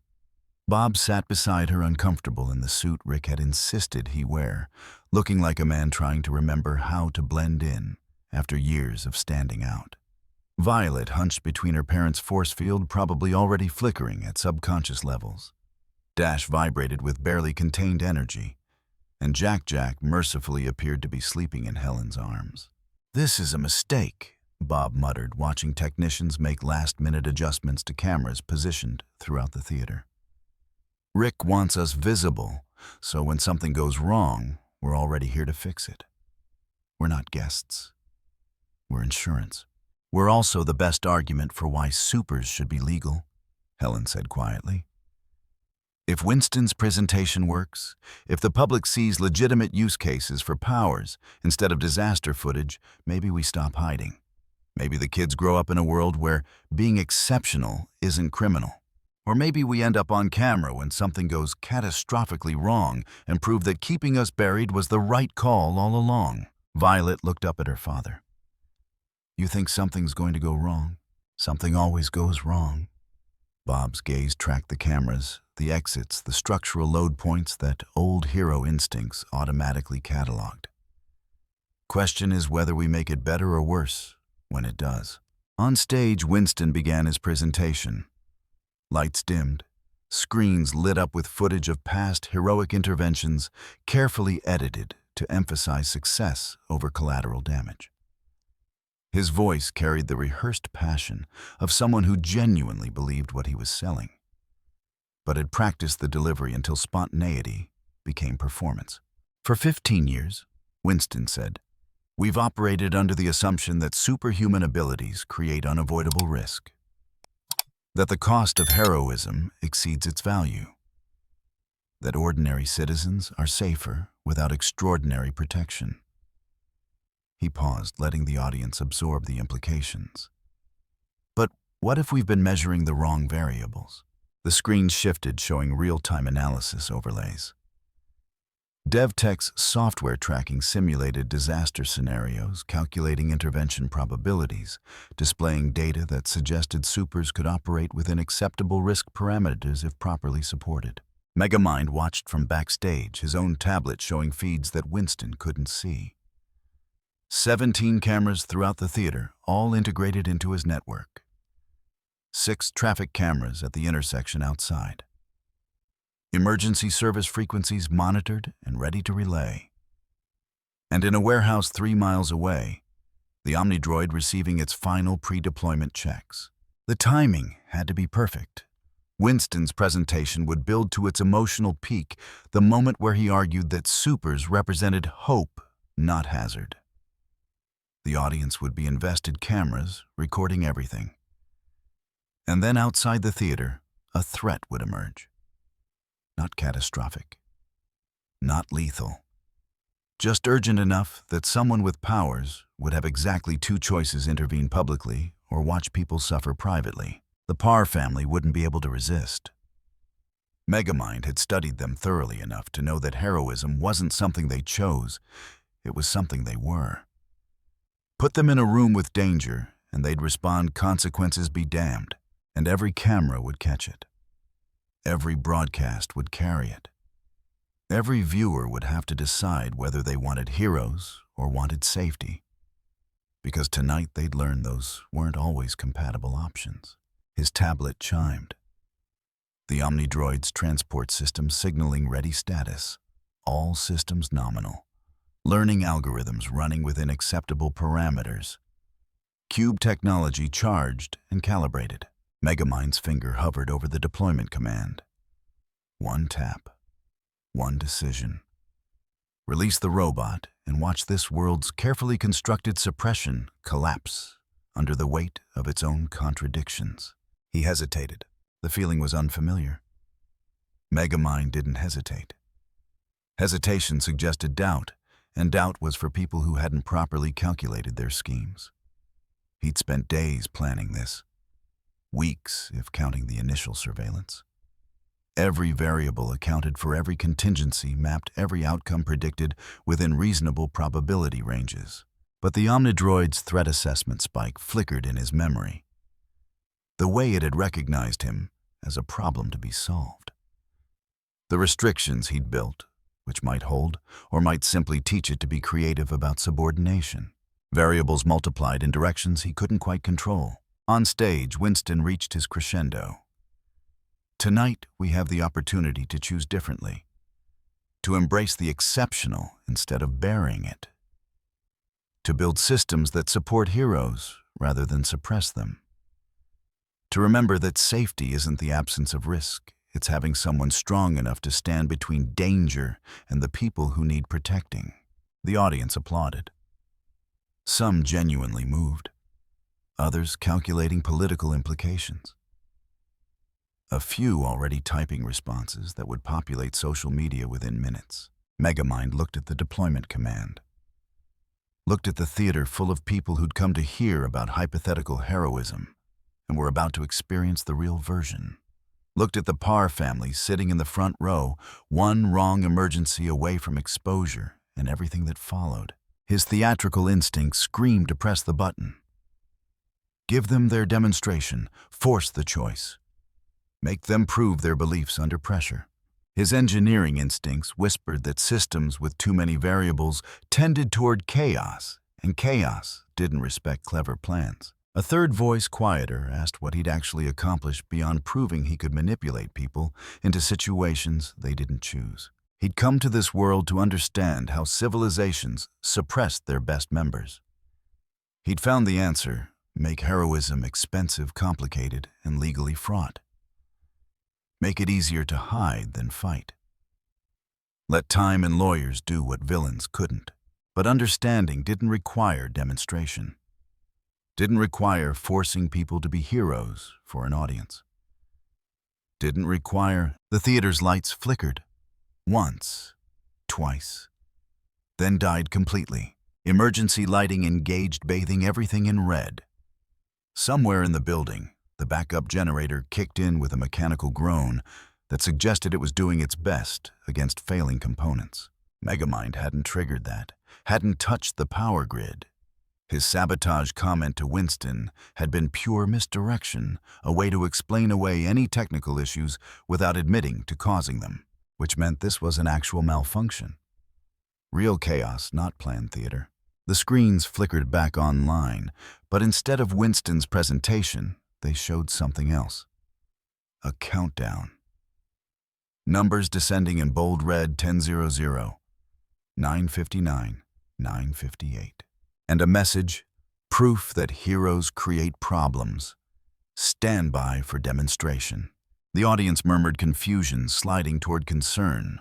Winston stared at the screens, face pale in the emergency lighting. Security personnel moved toward the stagehands, on radios coordinating response to a threat nobody had predicted. Bob Parr stood, instincts overriding 15 years of civilian conditioning. Helen grabbed his arm, holding him in place, while her eyes scanned the theater for exits, threats, the tactical assessment of someone who'd commanded teams in crisis. And backstage, Megamind stared at his tablet, watching the countdown on hijacked screens, seeing a message he absolutely hadn't written in a style that felt professionally malicious, but wasn't his work. Someone else was running a demonstration tonight. Someone who'd waited for exactly this moment. Theater full of officials, cameras recording the Parr family present and visible to prove their own point about supers being dangerous. The countdown hit 9 minutes. 8:45. Descending with mechanical certainty toward whatever zero would bring.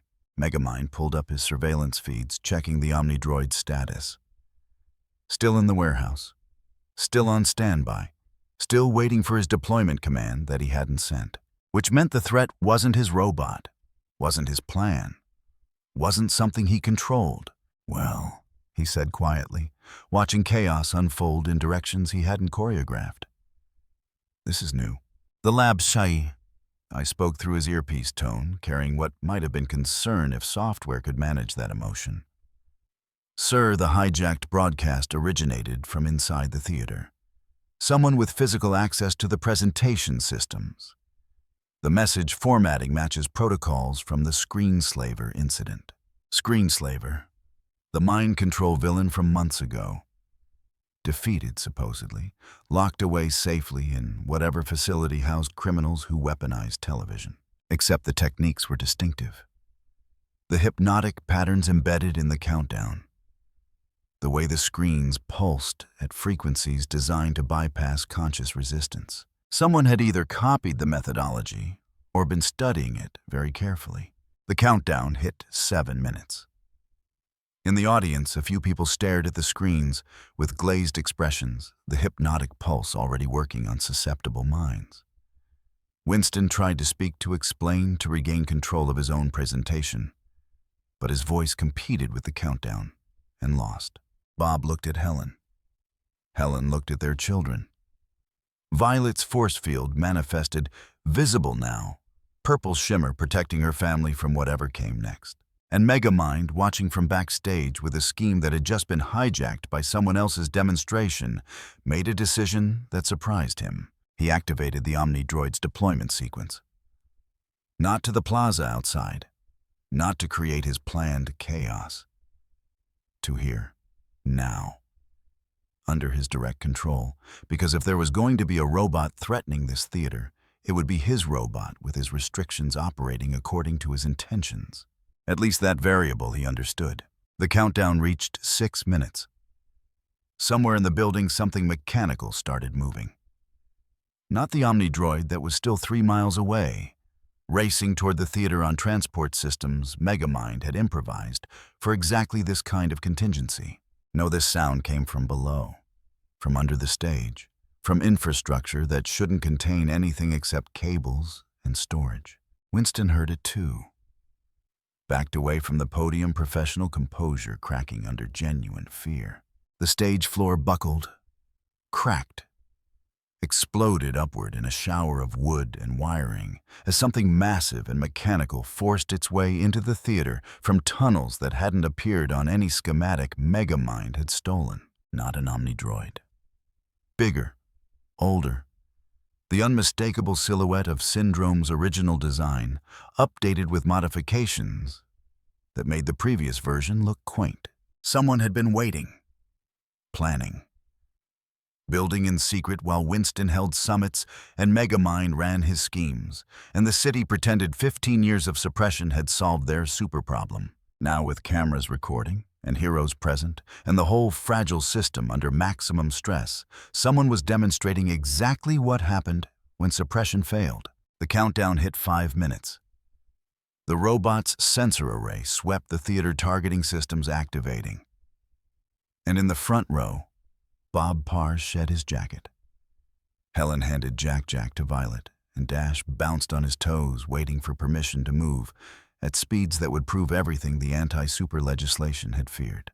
Megamind watched his carefully planned demonstration get hijacked by someone with better preparation and worse intentions, and felt something he rarely acknowledged. He was in over his head, and people were going to get hurt, unless he did something. Fast. Something heroic, which wasn't his style but seemed increasingly necessary. The Omnidroid was 4 minutes away.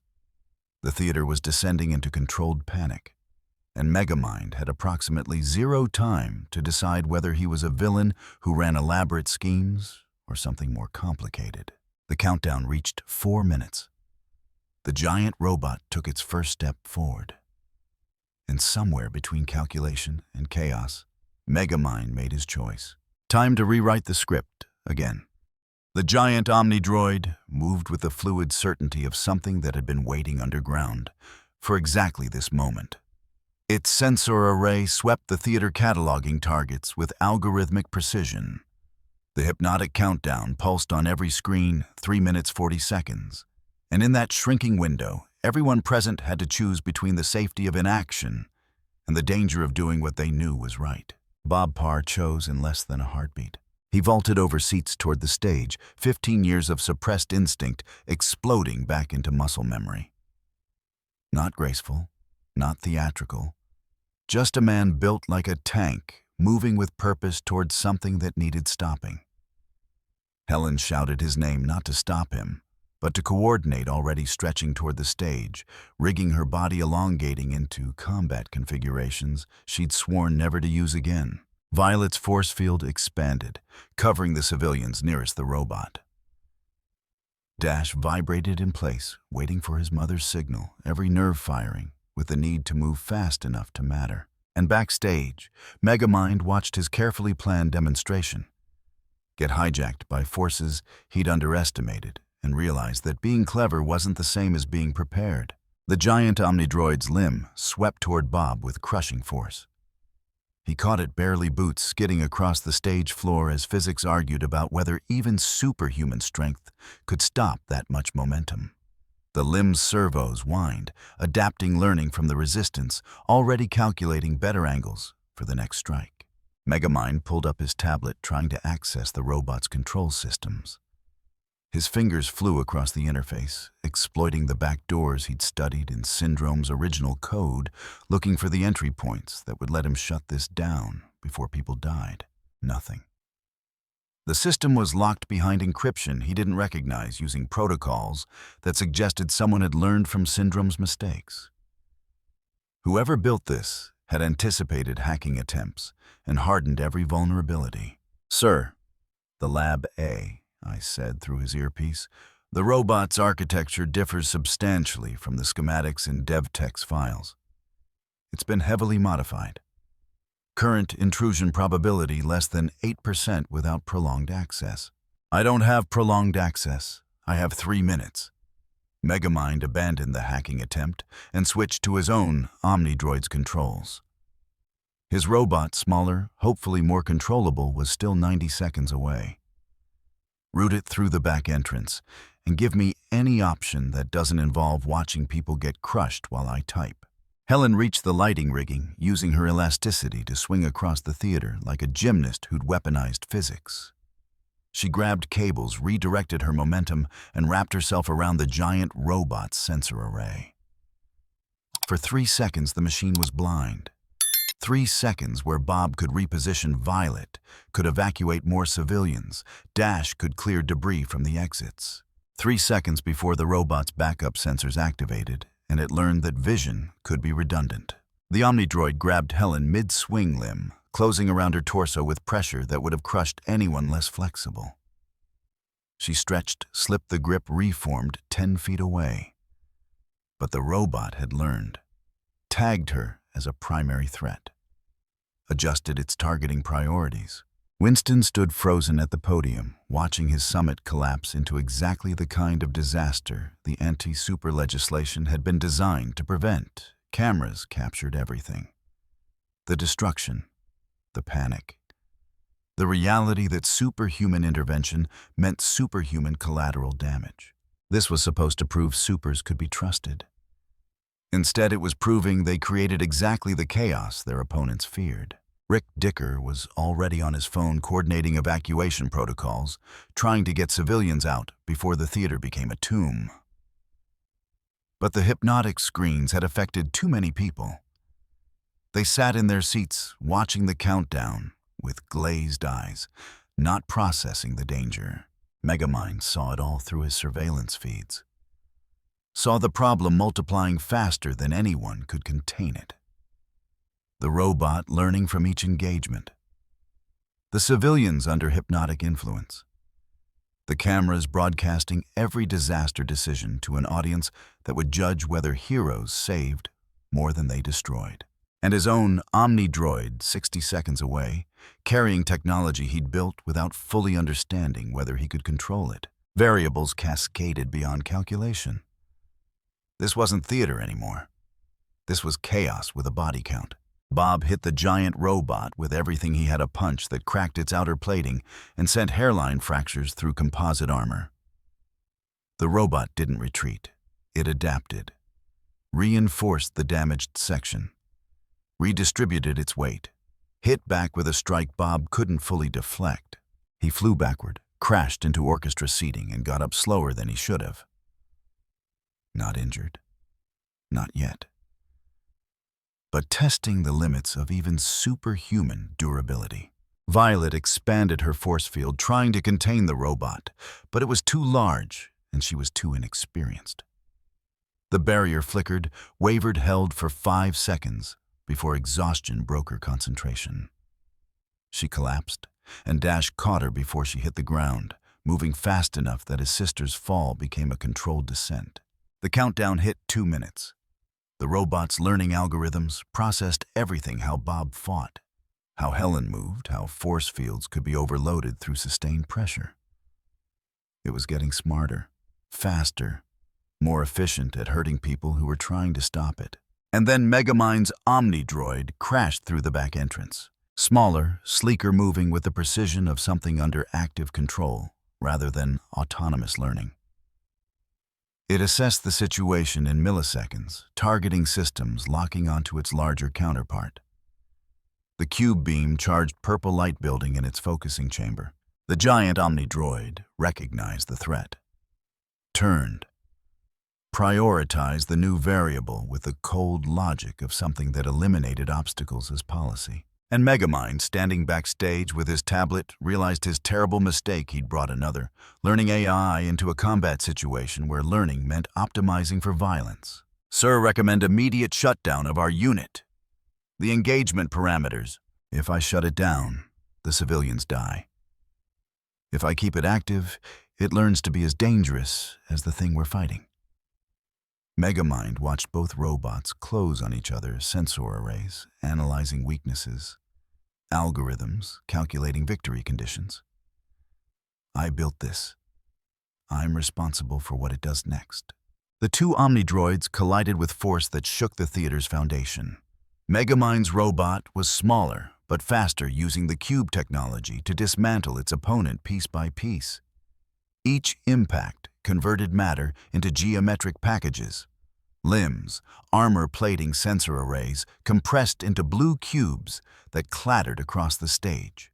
But the giant robot learned faster, adapted to the beam's trajectory, started dodging with probability algorithms that predicted firing patterns. And worse, started targeting the civilians that Megamind's robot was defending, forcing it to choose between offense and protection.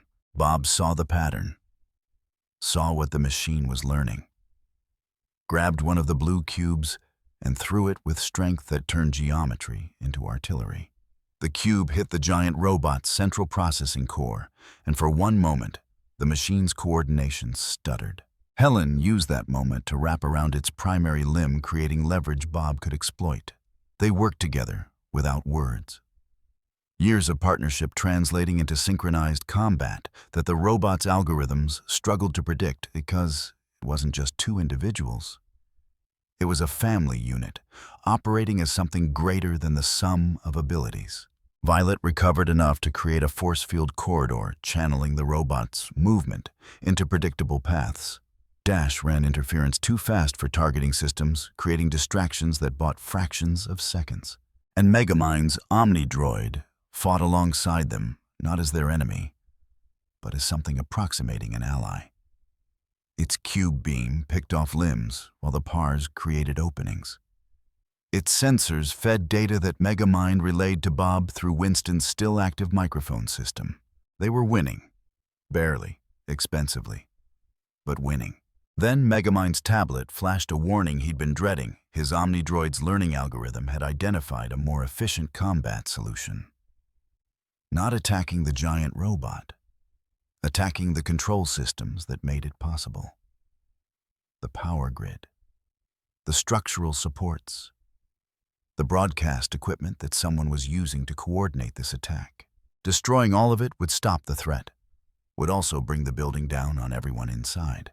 The algorithm presented the option as optimal. Zero emotion, pure efficiency, the kind of logic that turned tools into threats. Megamind's finger hovered over the override command. Shut down his robot and hope the pars could finish this without it. Keep it active and hope it didn't decide that acceptable casualties were an acceptable optimization. In the theater, Bob was bleeding from a dozen impacts. Helen's elasticity was showing strain fractures. Violet couldn't hold her fields much longer. Dash was fast, but not invulnerable. The countdown hit 1 minute. Whatever was supposed to happen at 0 was approaching with mechanical certainty. And Megamind, watching through cameras he'd installed to broadcast his own demonstration, had to choose between control and catastrophe. He chose neither. Chose instead something that would haunt him, but might save lives. He activated a third option, crude and elegant, not part of any plan. He reprogrammed his Omnidroid's targeting priorities, telling it to recognize only one threat in the entire theater: himself. The robot's sensor array swung toward the backstage, locked onto Megamind's position. The learning algorithm processed the new priority with perfect logic, eliminate the designated threat. Megamind ran, not dramatically, not theatrically. Just a flat sprint toward the exit, holographic disguise flickering as the robot pursued with single-minded efficiency. It abandoned the giant Omnidroid, abandoned the civilians, abandoned everything except the target it had been ordered to hunt. And as it chased him out of the theater, the giant robot lost its tactical support, lost the distraction that had been dividing the par's attention, became a single problem instead of a coordinated threat. Bob hit it again, harder, with the desperate strength of someone fighting for his family. The composite armor cracked deeper. Helen found the sensor array's mounting points and tore. Violet created a force field inside the robot's chassis, expanding it, forcing mechanical joints apart. Dash found the central processing core exposed, now damaged, and moved too fast for defense protocols, wedging one of the blue cubes directly into its computational center. The giant Omnidroid froze, stuttered. Its learning algorithms encountered something they couldn't process.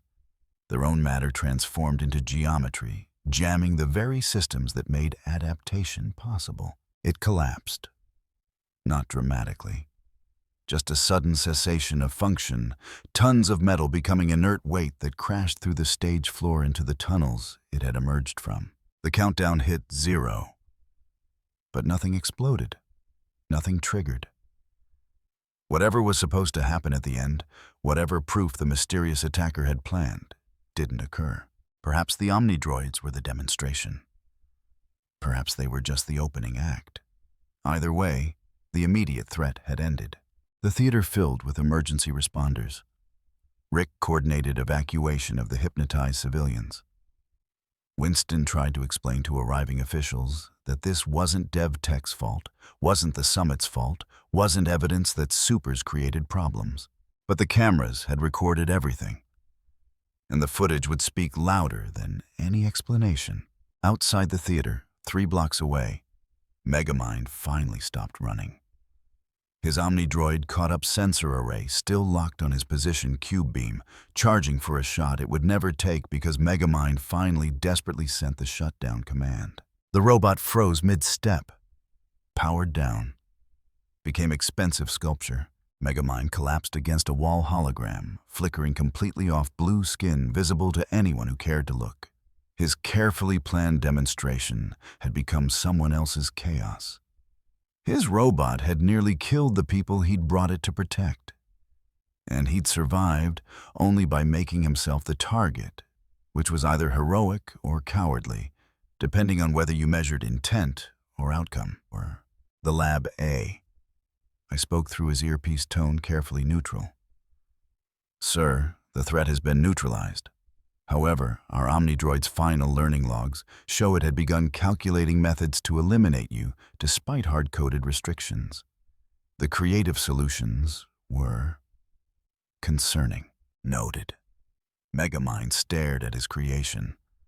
Add it to the list of terrible ideas I've had this week.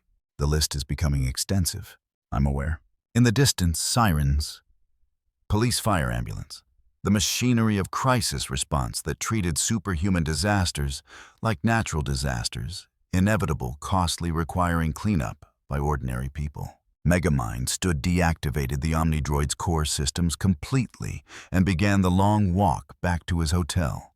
Not to plan the next scheme, not to analyze the data, just to sit in a room and confront the reality that being clever about chaos wasn't the same as being responsible for the consequences. Behind him, the theater blazed with emergency lights. Media vans arrived. Reporters would frame the story in ways that served their narratives. And somewhere in that chaos, a family that had saved dozens of lives would have to answer for why they'd broken laws designed to keep them buried. Megamind had wanted to force a choice between heroism and hiding. He'd succeeded. The choice had been forced. People had chosen. Now they all had to live with what came next. And he strongly suspected that next would be considerably less entertaining than he'd imagined. The hotel room had become a laboratory again, though smaller and sadder than the warehouse Megamind had abandoned. Surveillance feeds covered one wall, showing news coverage that looped the same 30 seconds Bob Parr catching a falling stage light. Helen Parr stretching across impossible distances. Violet's force field shimmering purple in emergency lighting. Dash moving too fast for cameras to track properly. The footage had been broadcast for 6 hours. Social media had exploded within 6 minutes. By morning, every major outlet was running the story with headlines that asked the same question in different words. Were supers heroes or threats? Megamind watched the coverage with the hollow attention of someone who'd gotten exactly what they wanted and discovered it tasted like ashes. He'd forced the choice. made the Pars choose between hiding and heroism. And they'd chosen heroism because that's who they were, which he'd known, which made manipulating them into that choice feel less like clever theater and more like cruelty with good production values. "Sir, the Lab A," I said. "Mr. Dicker has been attempting to contact you for the past 3 hours. He's tracked our location. Estimated arrival time 12 minutes. Let him come." Megamind didn't look away from the screens. "I'm not running anymore." That represents a significant tactical shift. Tactics didn't work.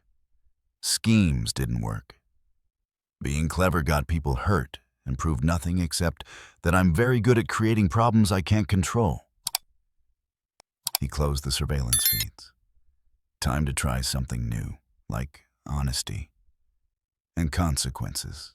The Lab AI processed that for a moment. "Sir, are you experiencing guilt?"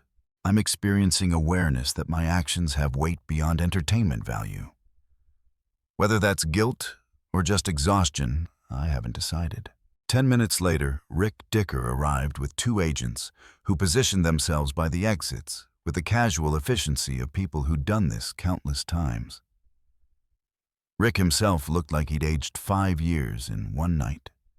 Tie loosened, jacket rumpled, carrying the weight of someone who'd spent hours explaining why his relocated supers had gone public in the exact scenario he'd been trying to prevent. He sat across from Megamind without preamble. "The Parr family is currently in federal custody. Not arrested, not charged, but very thoroughly questioned about why they intervened in a public disaster, using abilities they're legally required to suppress. They saved lives," Megamind said. "They exposed themselves on camera, violated the super relocation agreement, and gave ammunition to every politician who spent 15 years arguing that powered individuals represent unmanageable risk." Rick pulled out a tablet showing incident reports. 300 people were in that theater. 47 injured, mostly minor. 0 deaths, which is a miracle considering we had 2 combat robots and a family of supers fighting in an enclosed space. "You're welcome." "I'm not thanking you. I'm explaining why you're not in a cell right now." Rick leaned forward. "The giant Omnidroid wasn't yours. The hypnotic broadcast wasn't yours. The actual attack that forced the Pars to intervene wasn't your design. Which means you didn't technically commit the crime you were clearly planning to commit, just all the crimes leading up to it. Industrial espionage, unauthorized surveillance, building weapons, lying to federal investigators." Megamind met his eyes. "I'm not claiming innocence. I'm just claiming I didn't cause that specific disaster. No. You just created the conditions where someone else could exploit your setup for their own demonstration." Rick closed the tablet. "We found the control center. Underground, connected to old maintenance tunnels from before the super ban. Someone had been preparing for months. Rebuilt Syndrome's Omnidroid design using parts that should have been destroyed. Studied your surveillance integration, your broadcast protocols, even the timing of Winston's summit. Who? We're still investigating. But the methodology matches someone familiar with DevTec systems and the screenslaver techniques. Someone with resources and a very specific grudge against supers being legalized." Evelyn Deaver Megamind thought, but didn't say. Winston's sister, who'd been opposed to the super initiative from the beginning, who disappeared from DevTec weeks ago under circumstances Winston hadn't wanted to discuss. Someone who'd watched her father die in super-related incidents and decided that heroism was just violence with better publicity. "She used my infrastructure," Megamind said slowly. "Waited for me to build the surveillance network, integrate the cameras, create the perfect broadcast setup. Then hijacked it for her own message. Looks that way, though we can't prove it yet." Rick stood walking to the window, overlooking Metroville's morning traffic. "Which brings us to an interesting problem. You built something dangerous. Someone weaponized it. The Pars stopped it, and now the whole city is having a very loud argument about whether superhuman intervention is salvation or threat. What does the data show? The data shows people are complicated. Half the social media thinks the PARs are heroes. Half thinks they proved why supers should stay hidden. The actual truth that a family risked everything to save strangers gets lost in the argument about risk management and liability insurance. Megamind watched the traffic flow below, orderly and predictable and small. I came here to understand how civilizations suppress their exceptional people. I found the answer. Then I tried to force change through manipulation and nearly got people killed. Not my finest work. No, Rick agreed. But you also built the Omnidroid that gave the PARs tactical support, diverted your own robot to draw off the threat, provided targeting data that helped end the fight faster. He turned from the window. You were a problem. Then you tried to solve the problem you'd created. That doesn't erase the first part, but it complicates the second. So what happens now? Now you help me fix this. Not as an alien with a theatrical streak. As someone with technical expertise we desperately need. Rick pulled up files on his tablet. That broadcast system you built, the one that nearly got weaponized for mass hypnosis. We need a patch, something that prevents anyone, including you, from taking over Metroville's infrastructure for unauthorized demonstrations. A safety protocol. Call it what you want. Build it. Install it. Make it permanent enough that I can trust the city's systems won't be hijacked by the next genius with a point to prove. Megamind considered. This wasn't imprisonment, wasn't deportation. It was conscription into fixing problems he'd helped create, which felt appropriate in ways punishment wouldn't. And after the patch is installed, after you leave Metroville, go back to wherever you came from. Find a new world to study. Rick's expression softened slightly. Or stay in this one and learn that understanding problems doesn't require creating them. Your choice. But if you stay, you work with us, not against us. What about the PARs? The PARs are going to have a very public hearing about their actions. Winston's pushing for legal protection, arguing they demonstrated responsible use of powers in crisis situations. The insurance lobby is pushing for stricter enforcement. It'll be a mess. Rick smiled without humor. But that mess is ours to handle. You've done enough. Megamind worked for 3 days straight, building the safety patch into Metroville's infrastructure. Not glamorous work, not theatrical. Just careful, methodical engineering that closed the vulnerabilities he'd exploited. Broadcast systems got hardened against hijacking. Surveillance feeds received authentication protocols.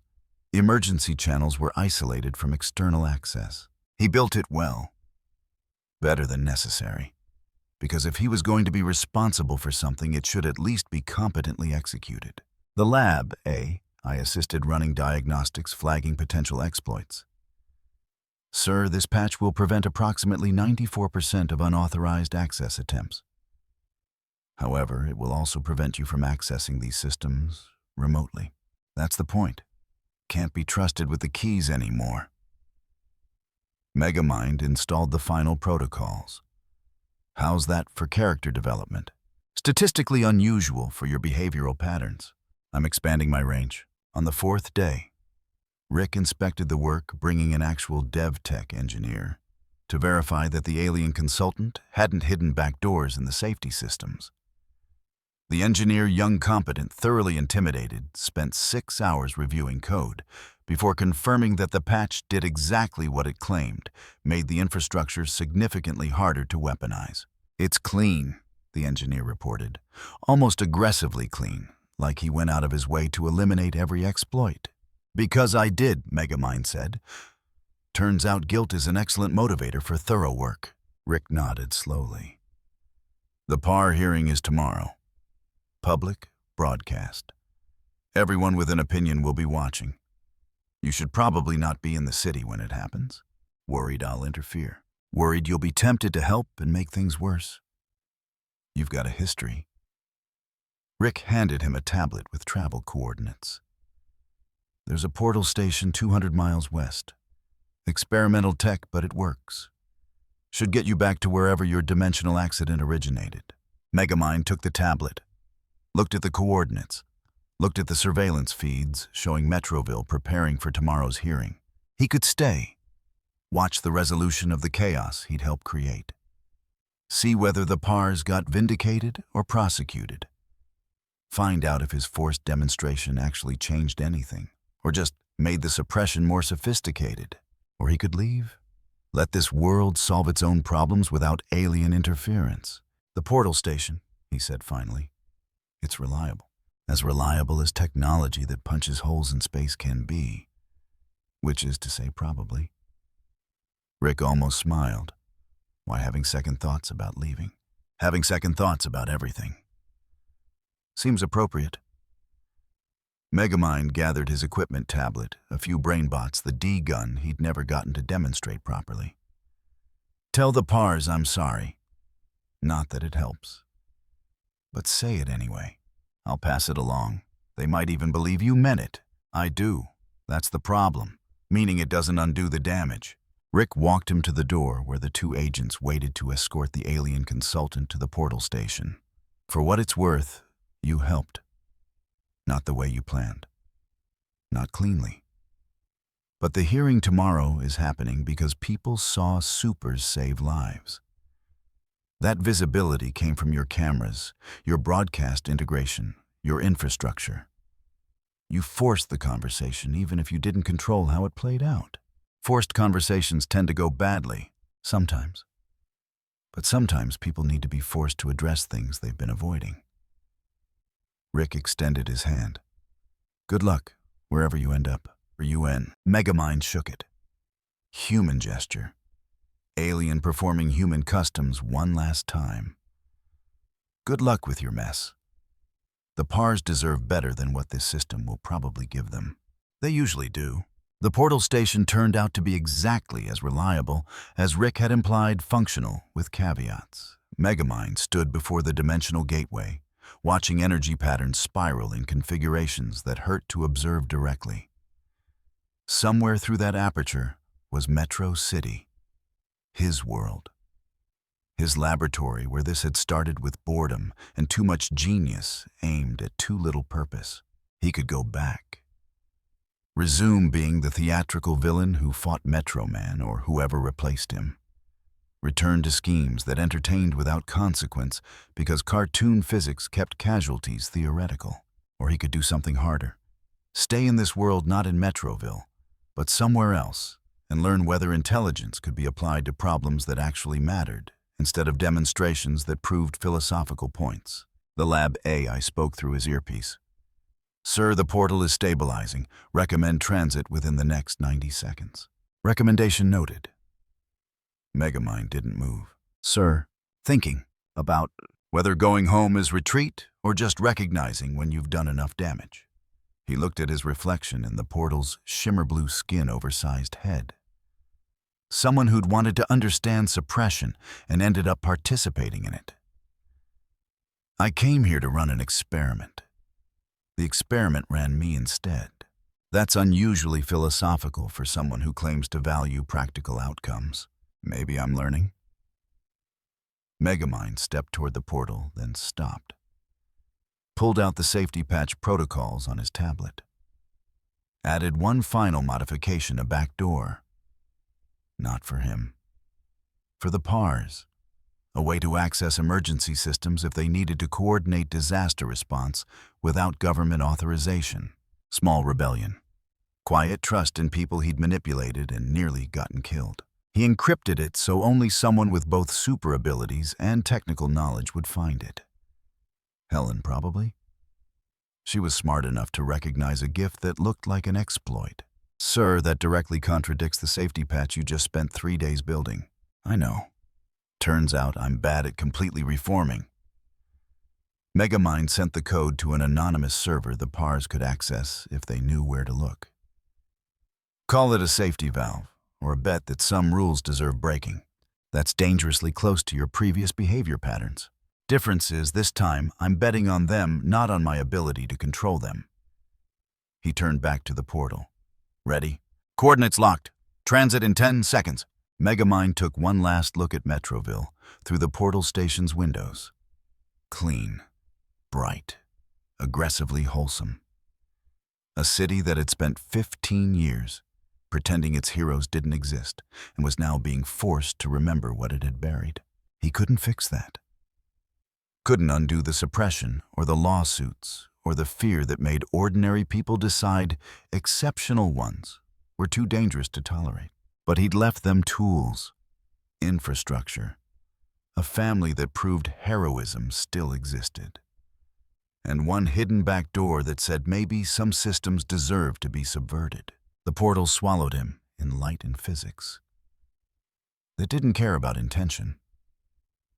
Somewhere between dimensions, Megamind thought about mistakes and demonstrations and the difference between being clever and being wise. He hadn't learned wisdom, but he'd learned that not knowing the difference was itself important knowledge. The portal deposited him in Metro City.